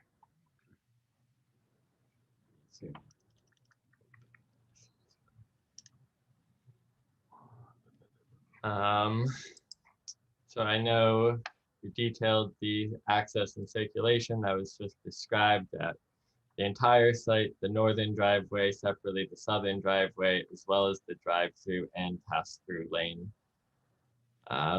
We had just discussed this question as it was brought up, and I know we asked a lot, so thank you to the board for clarifying that. And then just to clarify again, that parking on the site is being reduced from 43 down to 30. 2 ADA spaces will be maintained and they will be relocated to that front parking area to ensure easier and safer access to the building. And the parking around the site was described as well. All right, where we say the minimum number of 17 spaces required, that assumes that the maximum number of employees at any given time is 11. I believe that was what was indicated on the plans. That's the count we had, yes. That is correct. Okay. So the calcs on the plan say, right, the 11 spaces for employees for the max shift, and then it calculates out to 24 for patron capacity instead Is of it 30. 24 for patron currently or new? Six spaces at 4 people per. Yeah. So that's 24 is what it's being designed for. Yeah, that's Right. what we have in our counts here. 24 plus 11, yeah. Yes, that's correct. Just found an email here. So Andrew, we want to say that somewhere. Instead of the 30, I guess is. 30 was the prior condition in the prior paragraph about the proposal is to have 24, right? Right. Sorry, so there's a proposed 24 spaces on site and not 30. Oh, sorry, we're talking about people. Oh.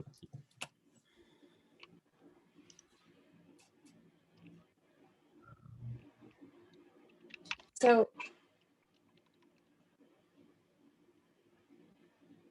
I mean, you can put it in 7 where it says a second prep station will be added to the kitchen area and restaurant seating will be reduced to 24. 24, yeah.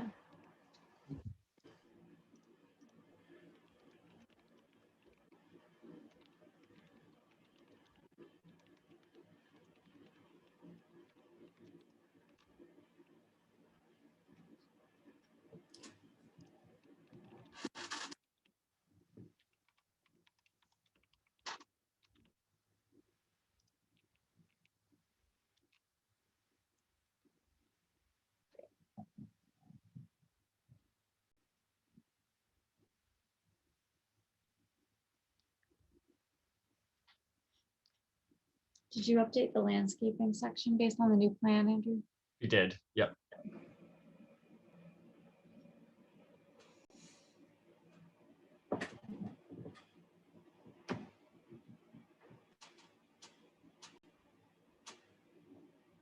And then I just want to clarify to the board and the applicants that the Public Safety Department has requested that a police detail be required when traffic queues up onto Main Street. There's a condition down below for such that that has been reviewed by the Public Safety Department and they were happy with the language, but if anyone has comments on such when we get there, please do let me know. Andrew, you should change that to police department.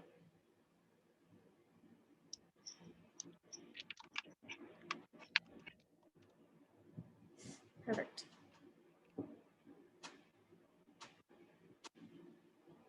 Here we we summarized the findings of the TIA that was performed. And the applicant's plans today met the conservation administrator's request that the landscaping in that southeast corner be expanded and maintained for screening.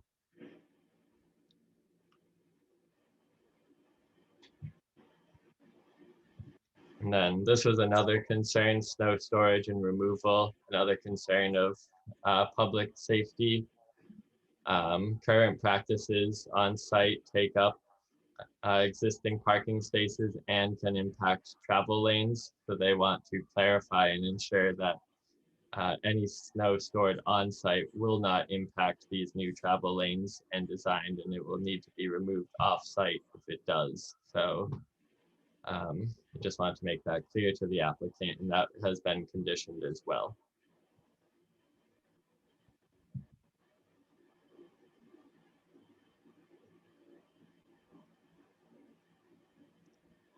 Here we have the requested waivers. As we know, it's an existing site, so not all of this has been required for site plan review in terms of this specific application. Here are the conditions. So we know that a lot of this work might not require a building permit nor a certificate of occupancy. So we've relocated a lot of these conditions to either general or down below. Again, if anyone feels something should be somewhere else, then please let me know. I'm happy. In section 2, halfway down, construction time of the animal clinic.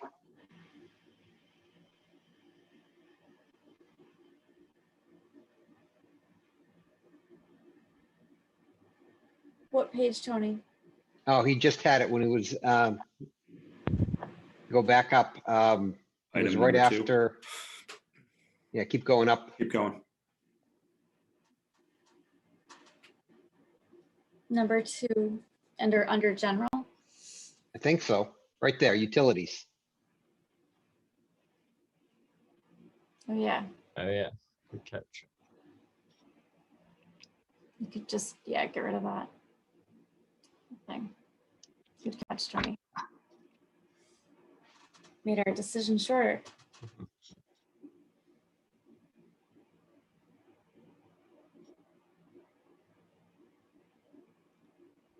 So this note was requested as well by the conservation administrator that the lot is to be restriped only and not entirely repaved, because if that lot were to be repaved, it would most likely trigger further review by conservation. So that note should be provided on the plans. Detail on that dumpster screening will be needed to be provided. And we will do our standard pre-construction meeting with the applicants when they move forward to discuss impacts and construction, parking, and all that. Ryan has requested that an O&M plan for any stormwater infrastructure like the catch basin proposed on site be submitted. So he will require that for going forward.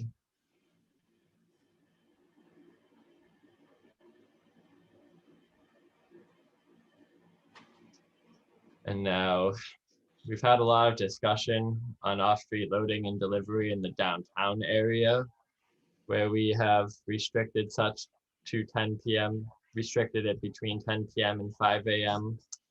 We didn't know if the board felt that was warranted on this site, being, South Main Street is heavily traveled and outside of heavy residential. Of course, there is the residential behind, but we didn't know if you guys felt the same on that or not, or if it has any impact to Bagel World if that condition is left as is.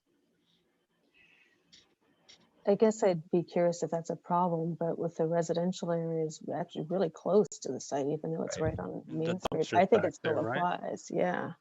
We don't open until 6 and we're closed up by 3:30. So deliveries don't even come. The first delivery comes no earlier than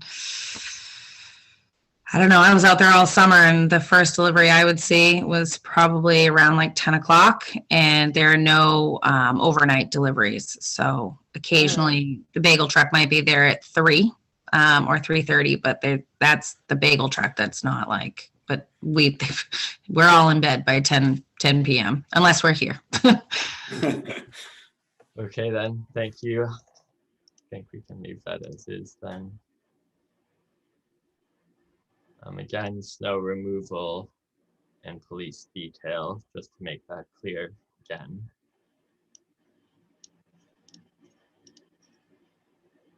And that is about everything. Can we go back to that police detail Yep. terminology? So this is actually language taken from the existing Simon is car wash decision that was actually had a lot more detail in their condition, but the new deputy chief was happy to reduce it down to this and felt that that was enough. Well, Is it I at guess, peak times though, or is it when the traffic's yeah. overflowing onto Main Street? This, I think there should be additional detail on what the conditions are that would require the applicant to pay for the police detail. Right? I mean, the way that I read this, anytime the police chief calls up Dago World and says, pay for someone to sit out on Main Street, they got to do it. I think, right, Heather, to Heather's point, right, this needs to be tied to, when conditions have proven or something, Well, there's What- either there's a wasn't there statement or language up something up in the above? findings. Yeah, way up at the top, right? Yeah, We already say it there. I just think that's, yeah. it's way too clear. open. Yeah, Yeah, peak can be so open to interpretation. yeah, No, but up above it says something like when Yeah, traffic yeah. spills out onto Yeah. the roadway.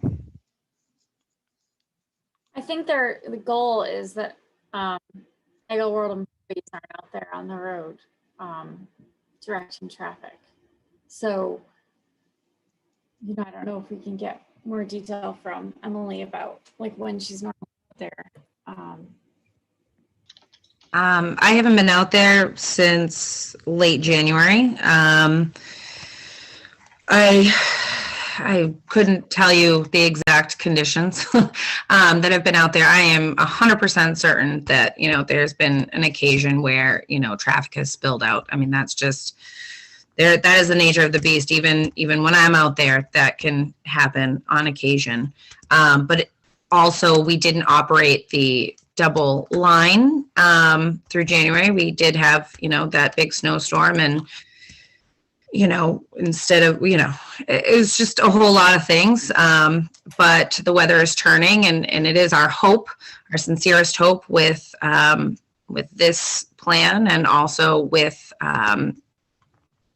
adding online ordering, which should be coming in the next couple of weeks, that hopefully I won't have to be out there. But if I do and duty calls, I will be out there. But it did seem to significantly slow down because this is our slow season. It does have a tendency to pick back up.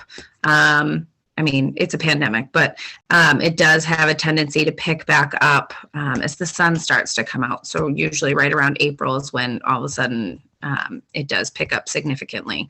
And so I will return to my post until everything is into place. And naturally, if the police are required, we always welcome them. But it is our sincerest hope that this will, all the changes will mitigate a lot of the traffic issues that have plagued Bagel World and Main Street. I'm not sure if that answers your question. I'm so sorry. It does. I swear we just saw language to that extent, to the extent somewhere of tightening that up though. We did. Thank you, Emily. Yeah. But Yeah, I'm thank just you. thinking wherever that is, we could Yeah. just In the replicate. findings. It's in the findings, Andrew. Can you scroll up to it? Page 5, number 11. We described peak hours here. It's further Public up. safety, under public safety. Yeah. Yep. Thank you, Heather. Good memory. No, it was Tony who found it. Sorry, you want to go to public safety here? Yeah, because what's not clear Yeah. about the way that the way that that's stated right now is, right, if there's two cars that spill out onto Main Street and someone calls the police department, are they going to dispatch someone down there right then and there? And then Bagel World needs to pick up that hour's worth of police officer's time? Or is this a prearranged thing like what's done, I think, for the car wash, that they know on Saturday mornings that things spill out, and so they're going to have to get a police detail on Saturday mornings during September and whatever the weekends are that have proven to be a problem. So right, that's two different things. And Yeah, the way that it's written, it doesn't discern between the two. I'm actually wondering like how quickly they can dispatch a detail officer, and if it would make more sense to word the condition that the applicant needs to like get in touch with the police department and figure out what they want in terms of like whether they want a prearranged agreement for certain days and certain hours. Versus just like I just don't know how quickly they can react if there's an issue. Right, because I believe the intent was pre-scheduled, like Simon is, but that decision detailed specifically something like December through March on peak weekends every weekend, and it was just a bit excessive that it was found to not be needed in that much detail by the police department.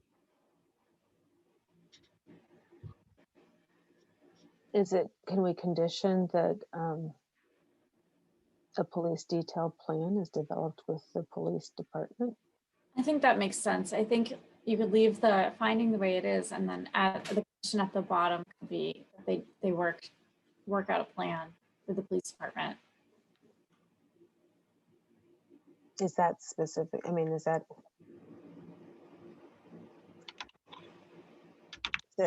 tight enough but flexible enough?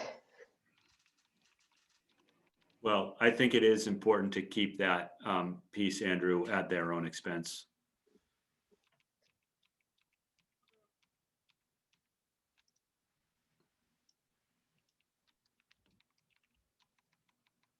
I think we can maybe work on this tomorrow.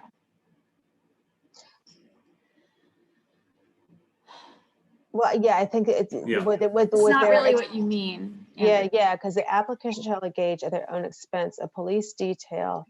So I think that we would say, first we yeah. want to say the applicant shall coordinate with the police department.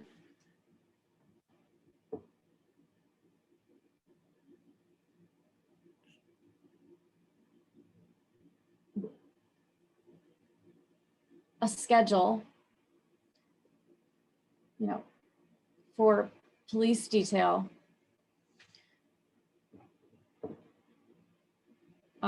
Engaged at the applicant's expense or something like that, something like that. Right. Yeah.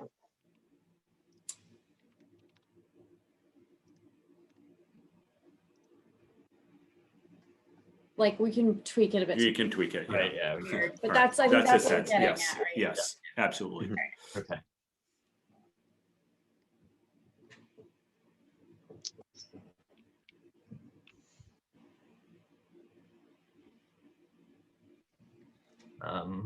Does the board want to discuss the waivers at all, or if there's any other comments? Oh, I had one comment. Keep going up. We say here that there's no, somewhere I saw where there's no signs proposed in the plan or approved. Yes. Yeah, right there. Yes, no. I think it's aside from directional signage. Right. Excluding directional signage. Yeah.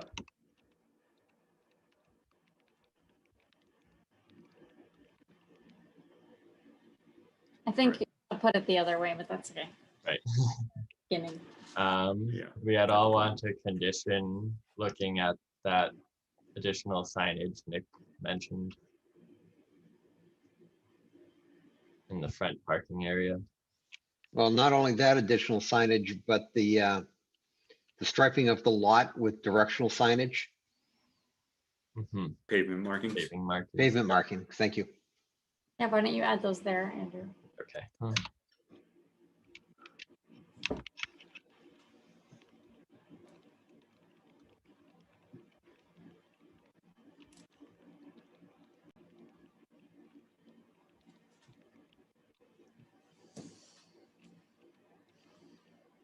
just trying to think.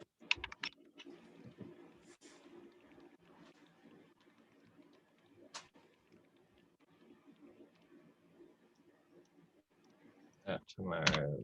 And then And then pavement markings. You can put those under plan revisions. Okay. Like pavement markings shown on the plan shall be incorporated in real life, and we can specify which ones they mean. Right. Yeah. And maybe that becomes its own condition, but we'll figure it out. Yeah.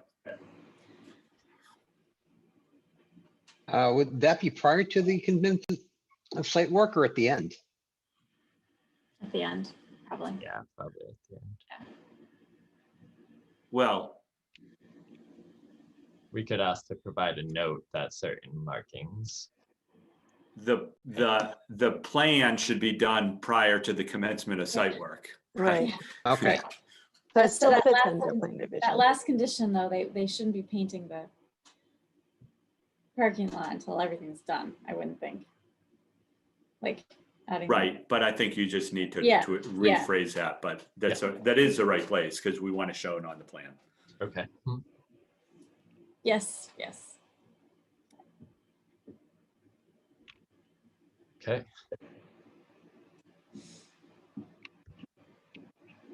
Waivers, loading zone, utility plan, landscape plan, photometric plan. Anyone want to discuss those?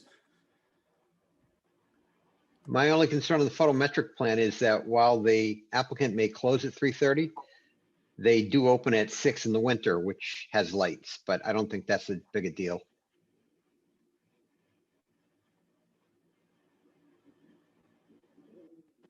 Especially if they're not changing anything.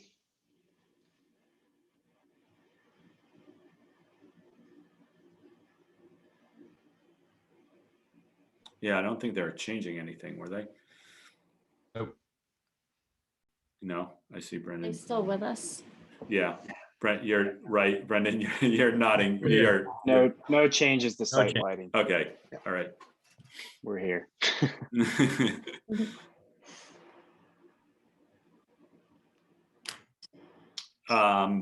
All right, so I think we have a couple of things to do. One is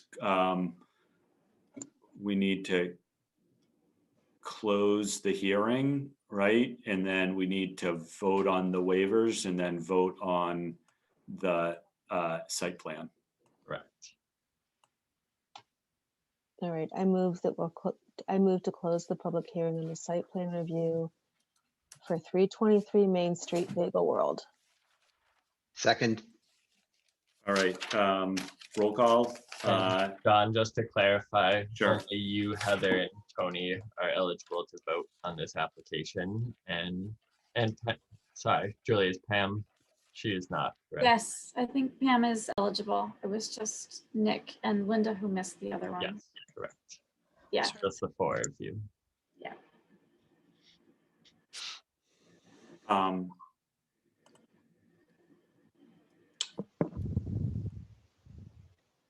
I'm sorry, Heather? Heather, right. Pam, Tony, and you. Okay, so, right, roll call vote on closing the public hearing is what we have here. Heather, Yes. Tony, yes. Pam, Yes. John, yes. And Nick abstaining, or whatever that's called.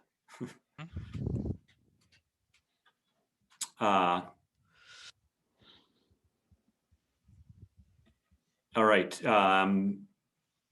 can we, any further discussion on the waivers? No. No. All right. We'll vote on the waivers then, all four as noted here, the loading zone, the utility plan, the landscape plan, and the photometric plan waiver.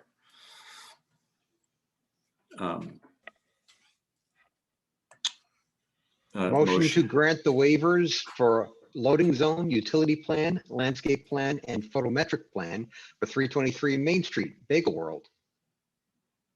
Second, All right, roll call. Heather? yes. John, yes. Tony? Yes. Pam? Yes. All right.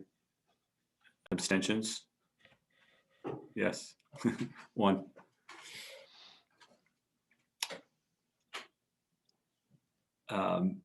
Any additional comment on the site plan review decision as drafted and amended? No. No.